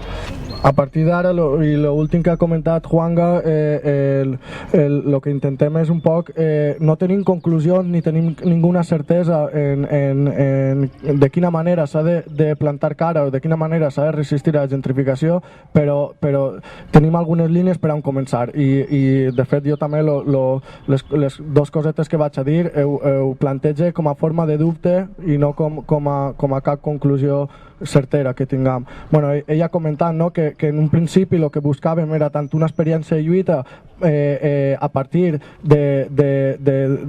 partint d'una comunitat en lluita i en la qual també veiem necessari, no, el tindre un discurs col·lectiu tant per a relacionar teoria i pràctica com per a aquest discurs col·lectiu també que ens servirà per desmuntar les maneres d'actuar de les institucions, tant d'un color com d'altre, no? Després, una volta ens plantegem com a aquestes línies que és un poc els objectius a llarg plaç que busquem.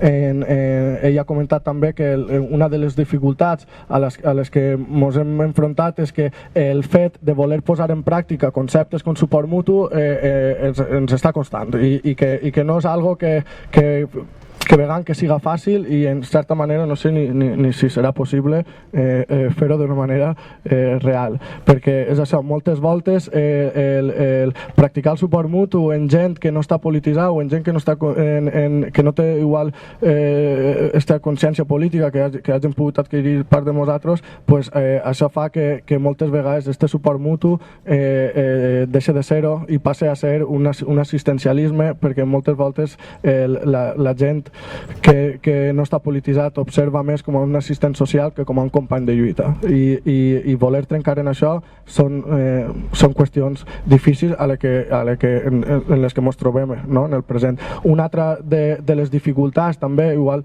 no, a nivell personal entre nosaltres dos que hem vist és la carència d'imaginació i la carència de tindre propostes alternatives, o sigui, més varietat de propostes i de ferramentes per enfrontar-nos a aquesta gentrificació. Hem vist que n'hi ha hagut quasi una monopolització de la ferramenta de l'ocupació i com està costant trobar altres pràctiques de resistir a aquesta gentrificació. Bueno, cabrien altres, no? Vull dir, directament l'atac multiforme o dels maneres que siga a qui està produint aquest mal, tant siga les empreses com altres coses, però més que l'atac directe a qui està perjudicant, que és algo evident que es pot fer, el més a la rereguarda, és a dir, com practicar l'autoorganització d'una manera horitzontal i tot això, com realment ahí tenim verdaderes dificultats i com això, no? Es trobem en un moment de falta d'imaginació i de falta de propostes que vagin més enllà de l'ocupació, que vagin més enllà de lo típic que hem pogut fer sempre. Propostes i ferramentes les quals tenen que anar encaminades a crear aquesta comunitat de lluita que sigui conscient, que siga més o menys verdadera. Després hem volgut apuntar tres punts que no sé si diria com aspectes que nosaltres considerem que hem de tenir en compte a l'hora de plantejar-nos resistències i lluites en les ciutats.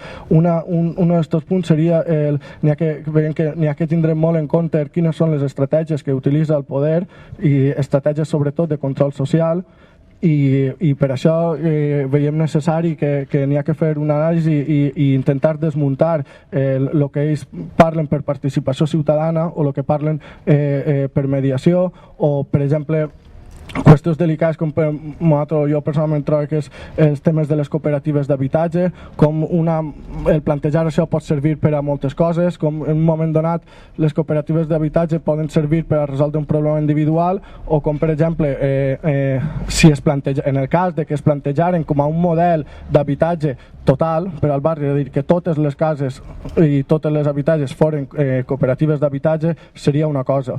En el moment en què les cooperatives d'habitatge, és a dir, si s'estengueren moltes cooperatives d'habitatge, en certa manera, per exemple, podria ser llevar-li propietats, o sigui, llevar-li mercat a l'empresa privada.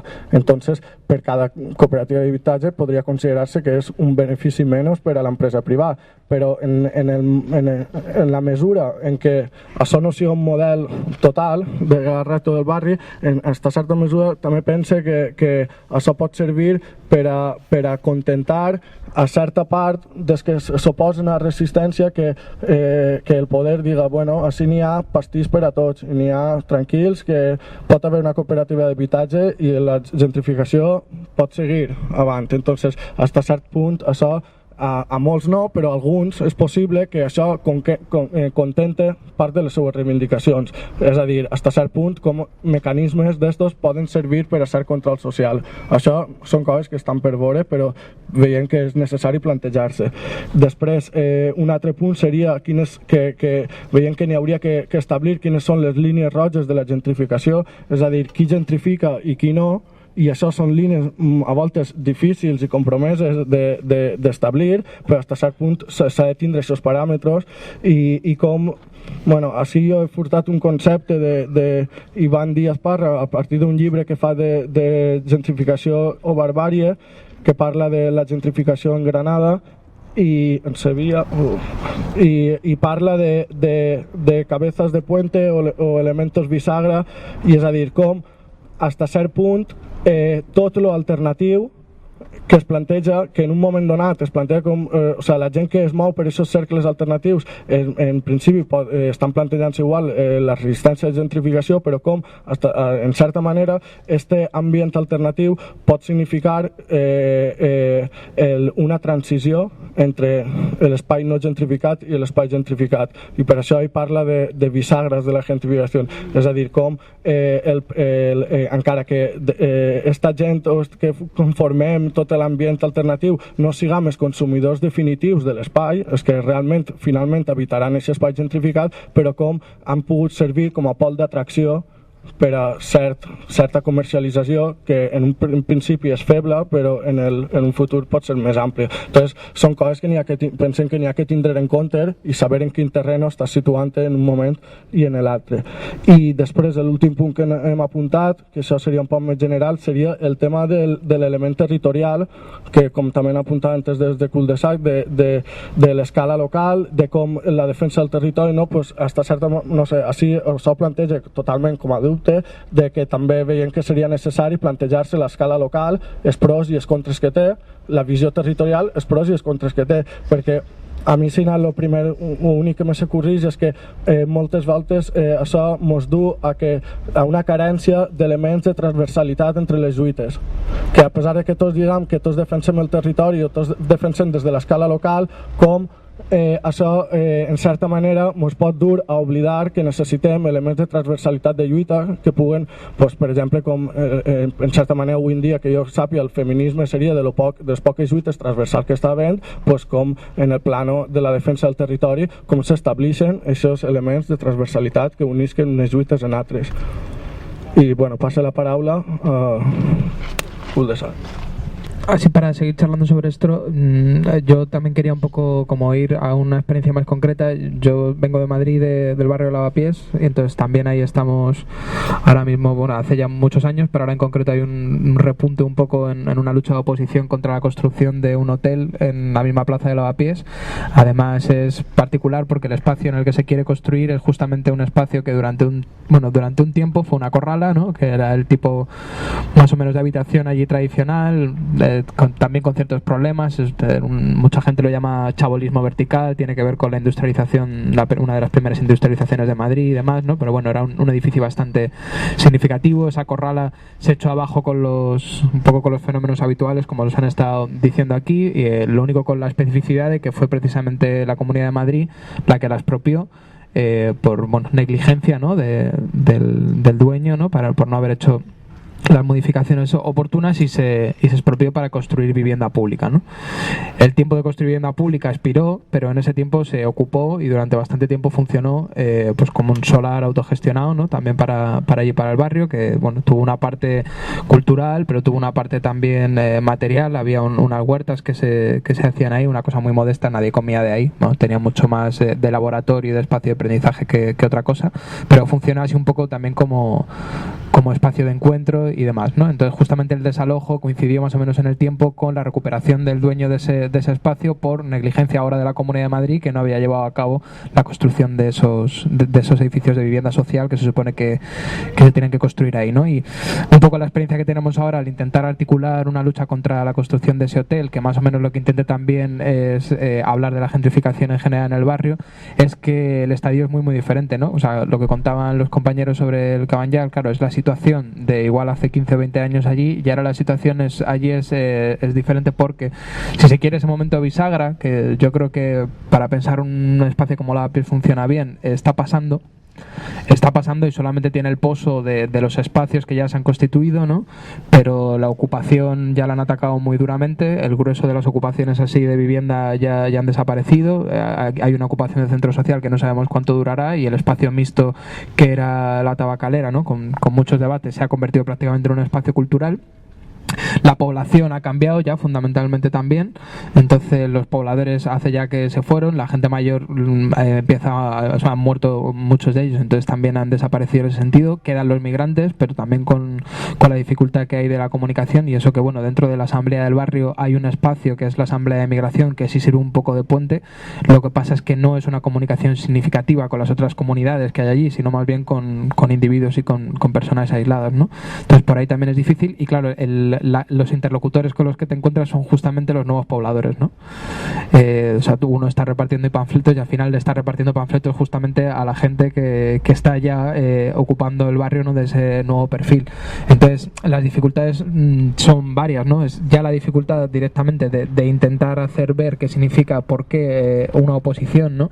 A un proyecto como ese, porque hay mucha gente que le parece bien, ¿no? Hay mucha gente que han resistido de los pobladores originales, que les parece especialmente bien, porque lo que significa es que va a venir dinero al barrio y que el ayuntamiento por fin va a hacer caso a ese espacio, ¿no? Ya vamos a dejar de ser un barrio degradado, ¿no? Y todo lo que tenga que ver por ahí mejor.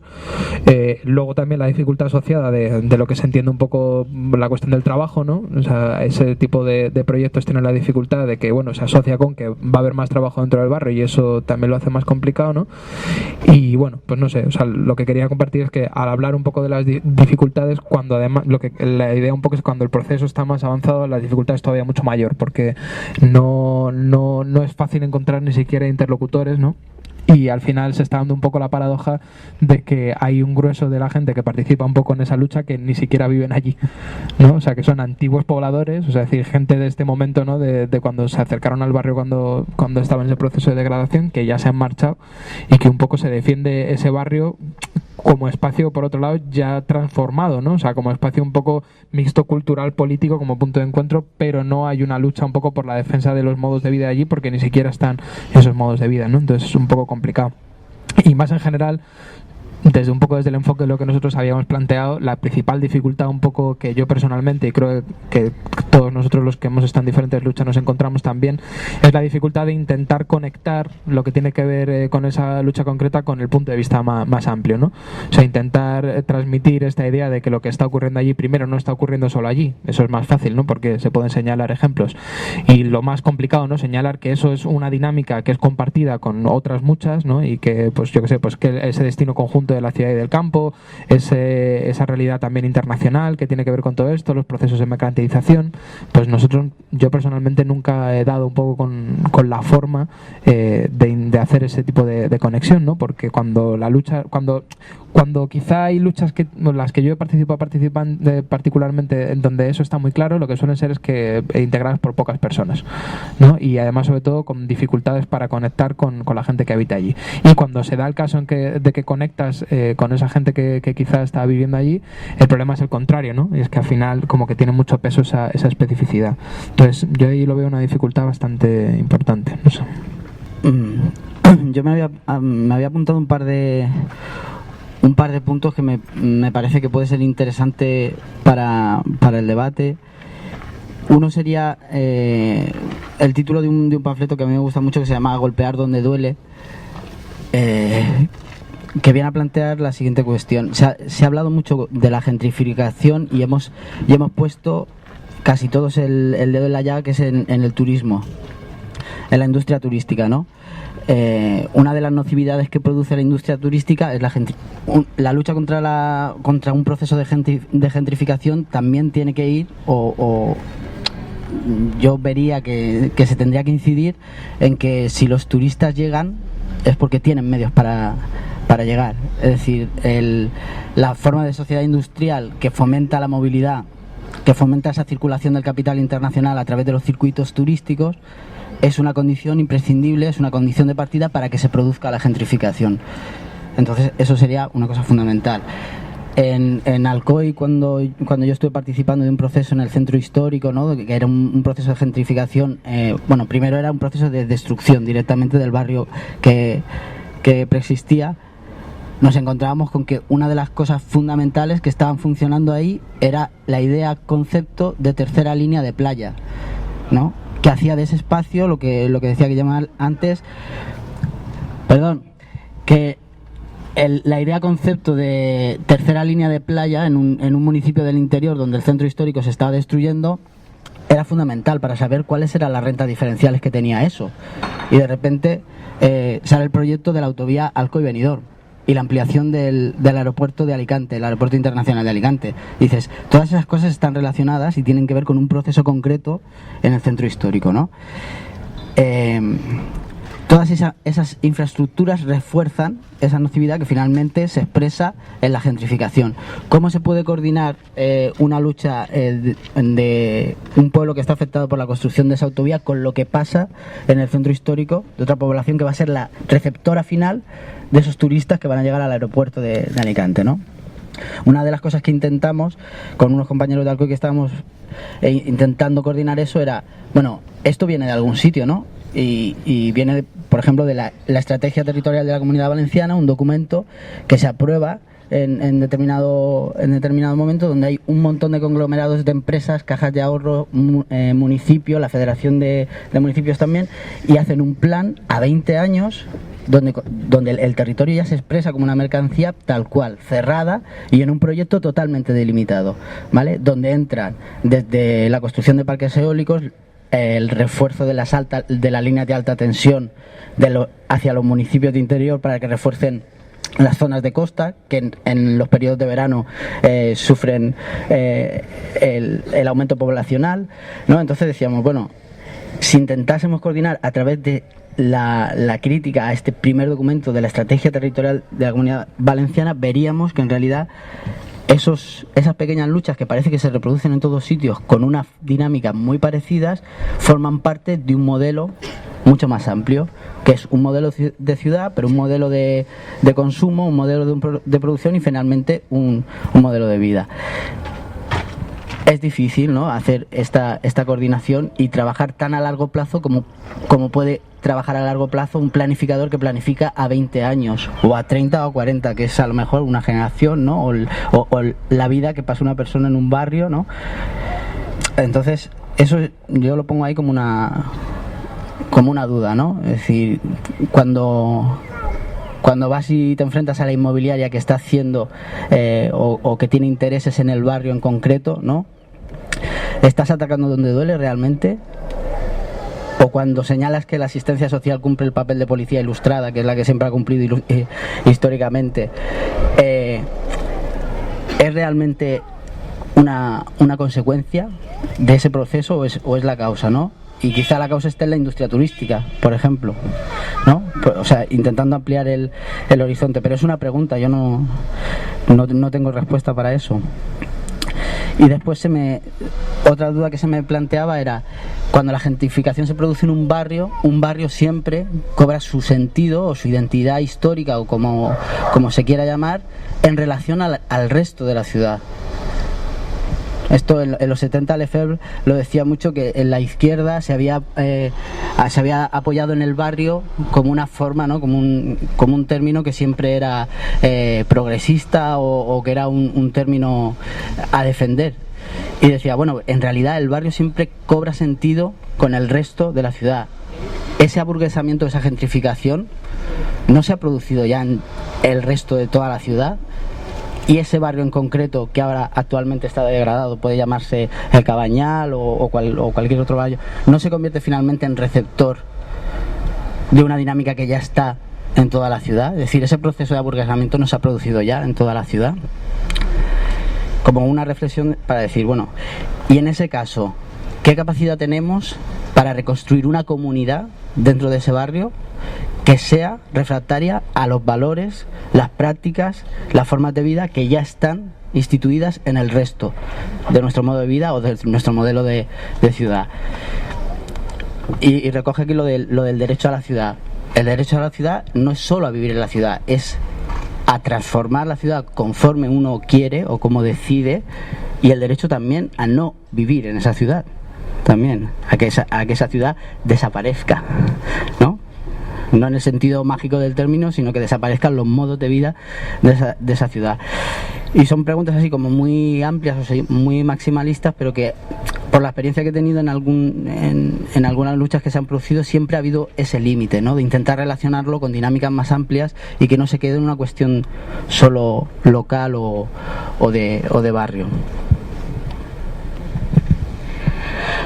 Pues yo podría compartir como unas 10 experiencias de resistencia al control social del poder y de combatir las líneas rojas de la gentrificación, pero pensaba que igual la gente que estáis aquí tenéis algo también que aportar y llevamos casi 2 horas hablando, entonces voy a soltar el micro y se voy a pasar a quien quiera compartirnos algo.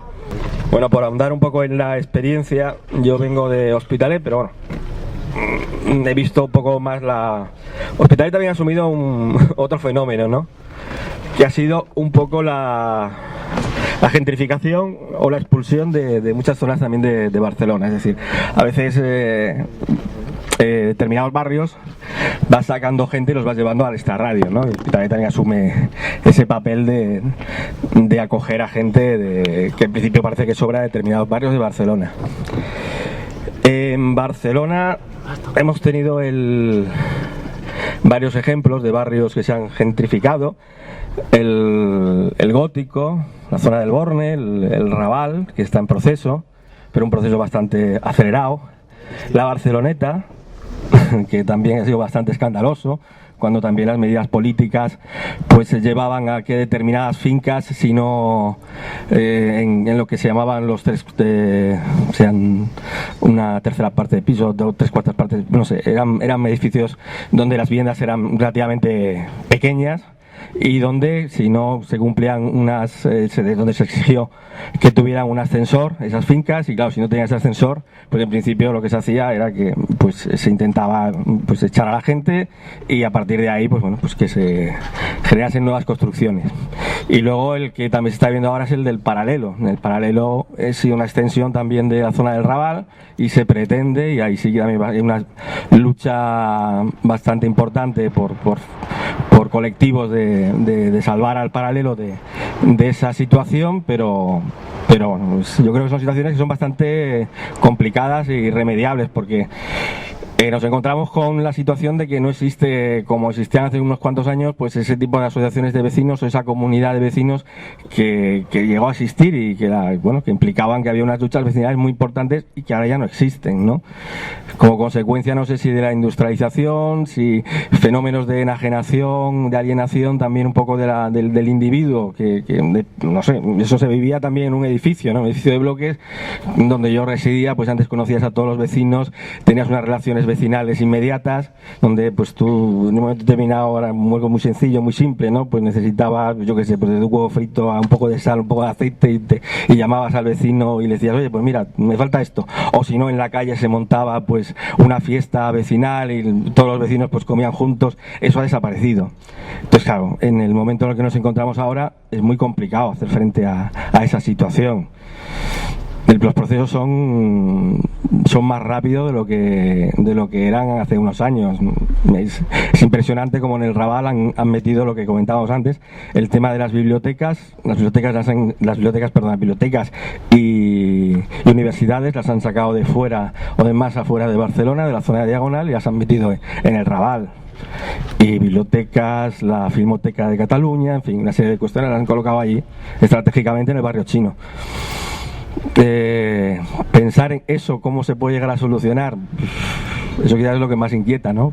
Que quizás no vemos si hay solución para eso, o la solución la tenemos que encontrar fuera, si es necesario permanecer resistiendo en las ciudades o no. No sé, yo dejo ahí un poco la pregunta en el aire.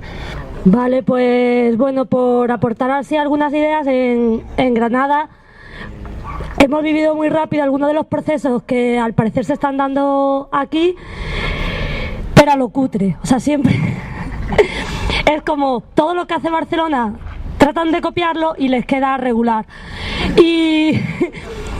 Y bueno, pues se han dado como dos cosas que creo que, como aquí nos han nombrado, me apetecía no citarlas. Una es la muerte por atracción, ¿vale? Que es cuando algo la gente le está dando potencia, le está dando vida, ¿no? Se están llevando procesos de barrio, tal, entonces el ayuntamiento los captura, las empresas y las entidades financieras apuestan por eso, entonces lo pervierten completamente, lo convierten en un objeto consumible hasta que acaba desapareciendo, ¿no? Ha pasado con la fiesta de la primavera, pasó con las cruces, que eran fiestas populares de barrio, etcétera, ¿no? Entonces, en torno a las cruces están intentando recuperarse por parte del barrio, es decir, claro, para colectivos como La Corrala y otros de los que participo, las cruces en realidad son bastante, ¿sabes? Al principio no generaban resistencia, pero es un sitio que se llenó primero de turismo de masas, no era admisible para la ciudad porque al final lo que había era un montón de gente borracha por la calle, rompiendo cosas, un proceso incontrolable, entonces se prohíben las cruces. Sin embargo, las asociaciones de vecinas era una forma de financiarse para luego llevar a cabo pues ludotecas, actividades culturales en el barrio, mejoras del propio barrio por parte de las vecinas, etcétera. Entonces, participar de esos procesos de reivindicación de las cruces como experiencias de barrio, más allá de lo que nos guste o no las cruces, nos parecía que era un lugar desde el que podemos aportar para esta repolitización que hablábamos, ¿no? De las personas que vienen más de las clases populares, más desde situaciones de exclusión, que igual si les falta casa, les faltan becas, les faltan comedores, les falta trabajo, es muy difícil que también encima se pongan a luchar por cuestiones colectivas, pero que desde el barrio pueden ser procesos de impulso. Y con respecto al turismo, pues actualmente hay una lucha bastante potente en el convenio por la hostelería en Granada, que también es una cosa que, como estaban mediando los sindicatos del poder, pues tampoco era algo sobre lo que se estaba a priori apostando, pero que mucha gente que no estaba sindicada ha decidido como también meterse en la lucha, y bueno, también merece la pena apostar, porque en el momento en el que la hostelería y el sector servicios ya no es tan rentable al capitalismo, de alguna manera empieza a descender como la cantidad de terrazas, de comercios turísticos, etcétera. Entonces es otra de las luchas, ¿no?, en las que nos merece la pena seguir, porque era de todos los trabajos es el sector más precario y en el que desde ahí se pueden movilizar otras formas de resistencia, ¿no?, por contraponer otras que no se habían citado hasta ahora. Jo vull comentar algunes qüestions en lo relatiu a les lluites en la ciutat. Són coses que em plantejo jo. Jo comprenc la diferència entre la dificultat d'establir una estratègia de lluita front a un procés generalitzat que és el propi funcionament de la ciutat, en contraposició a lo que significa establir una estratègia de lluita contra la paralització d'un hotel, d'un pantà o el que siga. Entonces, ve que ens falta imaginació i tenim que pegar-li prou volta al coco de com plantegem les lluites contra processos més generals que a primera instància pareixen més costosos de veure. Entonces, tu t'ha tocat viure en un barri que n'hi ha un projecte molt clar en el que pots oposar, en el qual és fàcil desplegar tota una estratègia per aturar-lo, és una cosa concreta, en contraposició a la dificultat de plantejar una estratègia al propi funcionament de la ciutat, que en síntesi és el funcionament del capitalisme. Entonces, m'ha paregut igual una idea interessant el tema de golpear donde duele, per exemple,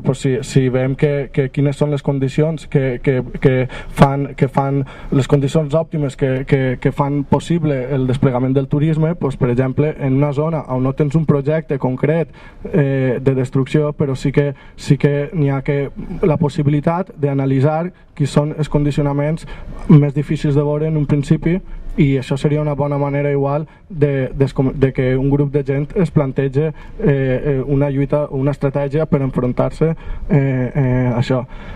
Després, un altre tema igual seria també el tema en relació a quin és el subjecte o quina és la comunitat de lluita a partir de la qual estableixes aquesta lluita, i que ve que hauríem d'igual ser més precabuts i no adoptar postures molt decisives. Per exemple, en lo relatiu a la comunitat de lluita, necessàriament tenim una forta obsessió lògica en eixir del gueto, però eixir del gueto a tropel a voltes no és beneficiós. Vull dir, si a voltes el que el trobes fora tampoc és a dir, el gueto a voltes no som la gent, sinó són les actituds i les maneres de fer les que conformen el gueto. A voltes superar el gueto no és abandonar el que tens al teu voltant, sinó és abandonar les pràctiques activistes que has tingut. Entonces, jo crec que n'hi ha que relativitzar quan volem dir eixir del gueto, què significa realment eixir del gueto. ¿Vale? Entonces, això en quant a adoptar una comunitat de lluita, sempre ho dic en relació també a la dificultat que em plantegem nosaltres antes de voler ajuntar-se en totes les classes més marginals. Pues això té les seues dificultats i a voltes no n'hi ha que obsessionar-se ni en una cosa ni en l'altra, ni n'hi ha que tampoc conformar-se en el teu ambient en el que ens sents més còmode, que és el del gueto. Entonces, jo el que veig és que n'hi ha que relativitzar i n'hi ha que realment veure que el gueto a voltes són actituds i a voltes la mateixa gent canviant d'actituds i de maneres de fer més estratègiques i menys activistes, i estàs eixint d'aquest gueto i estàs conformant aquesta comunitat de lluita. Entonces, el que vull dir que la comunitat de lluita és molt relatiu i n'hi ha que estar pensant en això. I després, una altra cosa en quant a elements de transversalitat, pues sí que és veritat que l'estratègia territorial de la comunitat valenciana ha pogut ser un element de transversalitat que igual no s'ha aprofundit en ell lo suficient, i n'hi ha que tenir en compte que això és algo que igual molts encara desconeixen, però la planificació urbana està gestant-se en les universitats. O sigui, són els tècnics els que estan gestant-la, són en geografia, són en medi ambient, i és ahí on està gestant. Els ideòlegs d'aquesta planificació urbana són progres, són d'esquerres, no són, o sigui, són els progres. Entonces, està gestant-se ahí, molts de sí que hauran estat estudiant això, hauran estat creant-se aquesta planificació, i n'hi ha que atacar, vull dir, que estan ahí al costat, estan en les facultats de la Universitat de València. I després, igual, un altre tema també en quant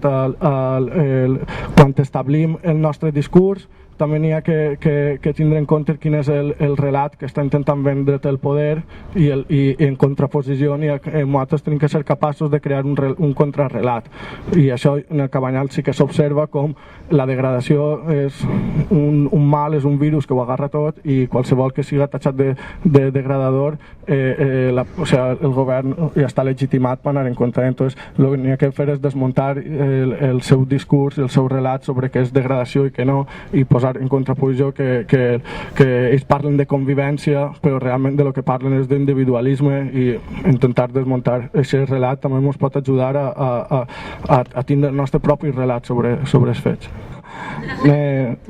Animeu-se a parlar, si veieu pues podem parar, que portem 2 hores o 2 hores i pico. Algú vol comentar algo? Simplement una cosa, me parece atractiu el paral·lelisme que se fa entre les lluites per la defensa del territori i la gentrificació. Entonces, si se vol buscar un poc aquests esforços, estaria guai centrar en quins són els... per què triomfen tant, no? O per què tenen tanta força les lluites per la defensa del territori? Perquè tenen una estima al patrimoni, els cercles són molt més reduïts, no sé, se viu d'una altra manera, no? Entonces, simplement plantejar això, que en qüestions de gentrificació probablement el que n'hauria que fer és estudiar més a fons per què n'hi ha lluites per a la defensa del territori molt potents que aconsegueixen objectius i per què dins de la ciutat en aquest tipus de processos aquestes coses no s'aconsegueixen.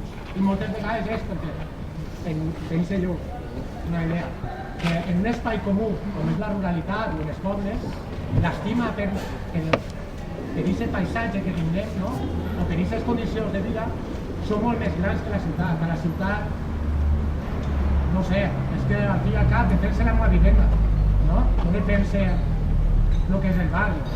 No dic que sigui així, dic que el sentiment, probablement, a nivell de la gent que puga veure positives o no aquest tipus de lluites, pense que no les acaben d'encaixar així. Entonces, una de dos, on se desvincula i se generen iniciatives més creatives, etc., per la part de la gentrificació, o si se vol vincular a la defensa del territori rural, no sé, explotar i compartir més amb la gent de lo rural aquest tipus d'experiències per tal de nutrir els àrees a València. Que, bueno, l'últim comentari. En lo relatiu a això, bueno, el primer punt que han tractat ells, jo crec que han intentat de desmuntar aquesta diferència, i en quant a que sempre s'ha tingut un poc en compte de que la ciutat era un no territori o algo així, i igual de lo que es tracta de veure és que en la ciutat, l'àgora, l'espai comú, també és un territori a explorar, encara que molt més urbanitzat que l'espai rural, segurament, i que els efectes visuals, és a dir, jo de certa manera comprenc que és més fàcil observar l'escala territorial en lo rural que en la ciutat, però que hasta certa manera les diferències no crec que siguin tan grans, però sí que estem en aquest procés, igual que n'hi ha que es començar a llevar les diferències i a veure les similituds que n'hi ha entre el camp i la ciutat. I jo sí que ve també, Marxi, arrel del que dius, o sigui, es nota molt en un poble quan hi ha una moguda, mateix a lo de la planta, no? Que és una moguda concreta on afecta a tota la part del veïnat, no? I entonces ahí el veïnat ja té unes relacions forjades i ja es coneixen, no? Entonces és molt més fàcil poder juntar-se per defensar algo comú, no? A les ciutats és més diferent, a certa gent del barri, o sigui, li interessa, no? Perquè a poca gent del poble li interessarà que munten una planta de residus, però a certa part del barri sí que li interessa que es potencie a X o a Y. Son dos cosas muy breves. La primera, que creo que, o sea, cuando hablábamos de territorio, por si acaso no ha quedado claro, no hablamos solamente del espacio en sí, sino que hablamos también de la gente que lo habita, las relaciones que un poco se establecen entre esas personas y los modos de vida que hay ahí. O sea, que en ese sentido hay un concepto que conecta y que es un poco indistinto. O sea, se puede aplicar a un espacio de lo que consideramos rural o la ciudad, si se entiende así ampliadamente, ¿no? Y luego, como contraejemplo un poco también de lo que estamos hablando de esta cuestión de los pueblos, que al final, insisto, ¿no? O sea, la cuestión solamente de la materialidad no lo determina, porque por ejemplo otra lucha que también participé en un momento dado, que era intentar articular una lucha en contra de una línea de muy alta tensión que pasaba bueno, estaba alrededor de Madrid, pero pasaba por pueblos de Madrid, ¿no? O sea, no tan grandes. Y un poco la situación que tuvimos fue de incomunicación, o sea, es decir, aunque los espacios eran pequeños, aunque la gente más o menos se conocía, no beneficiaba a nadie en concreto, pero simplemente lo que pasaba es que había indiferencia, ¿sabes? Era una cuestión que quedaba un poco igual y ya está, ¿no? Y eso tiene mucho que ver también pues con cómo es esa percepción, ¿no? de participación, de esa relación también con el espacio y también de entre la gente que había ahí, porque son pueblos que, aunque son pueblos, no son igual pueblos como los que vosotros estáis hablando, ¿no? Sino que se trasladan esas dinámicas urbanas en las formas de vida y en las formas de relacionarse, ¿no? Bueno, pues tan que mirado, ¿vale? Se acaba.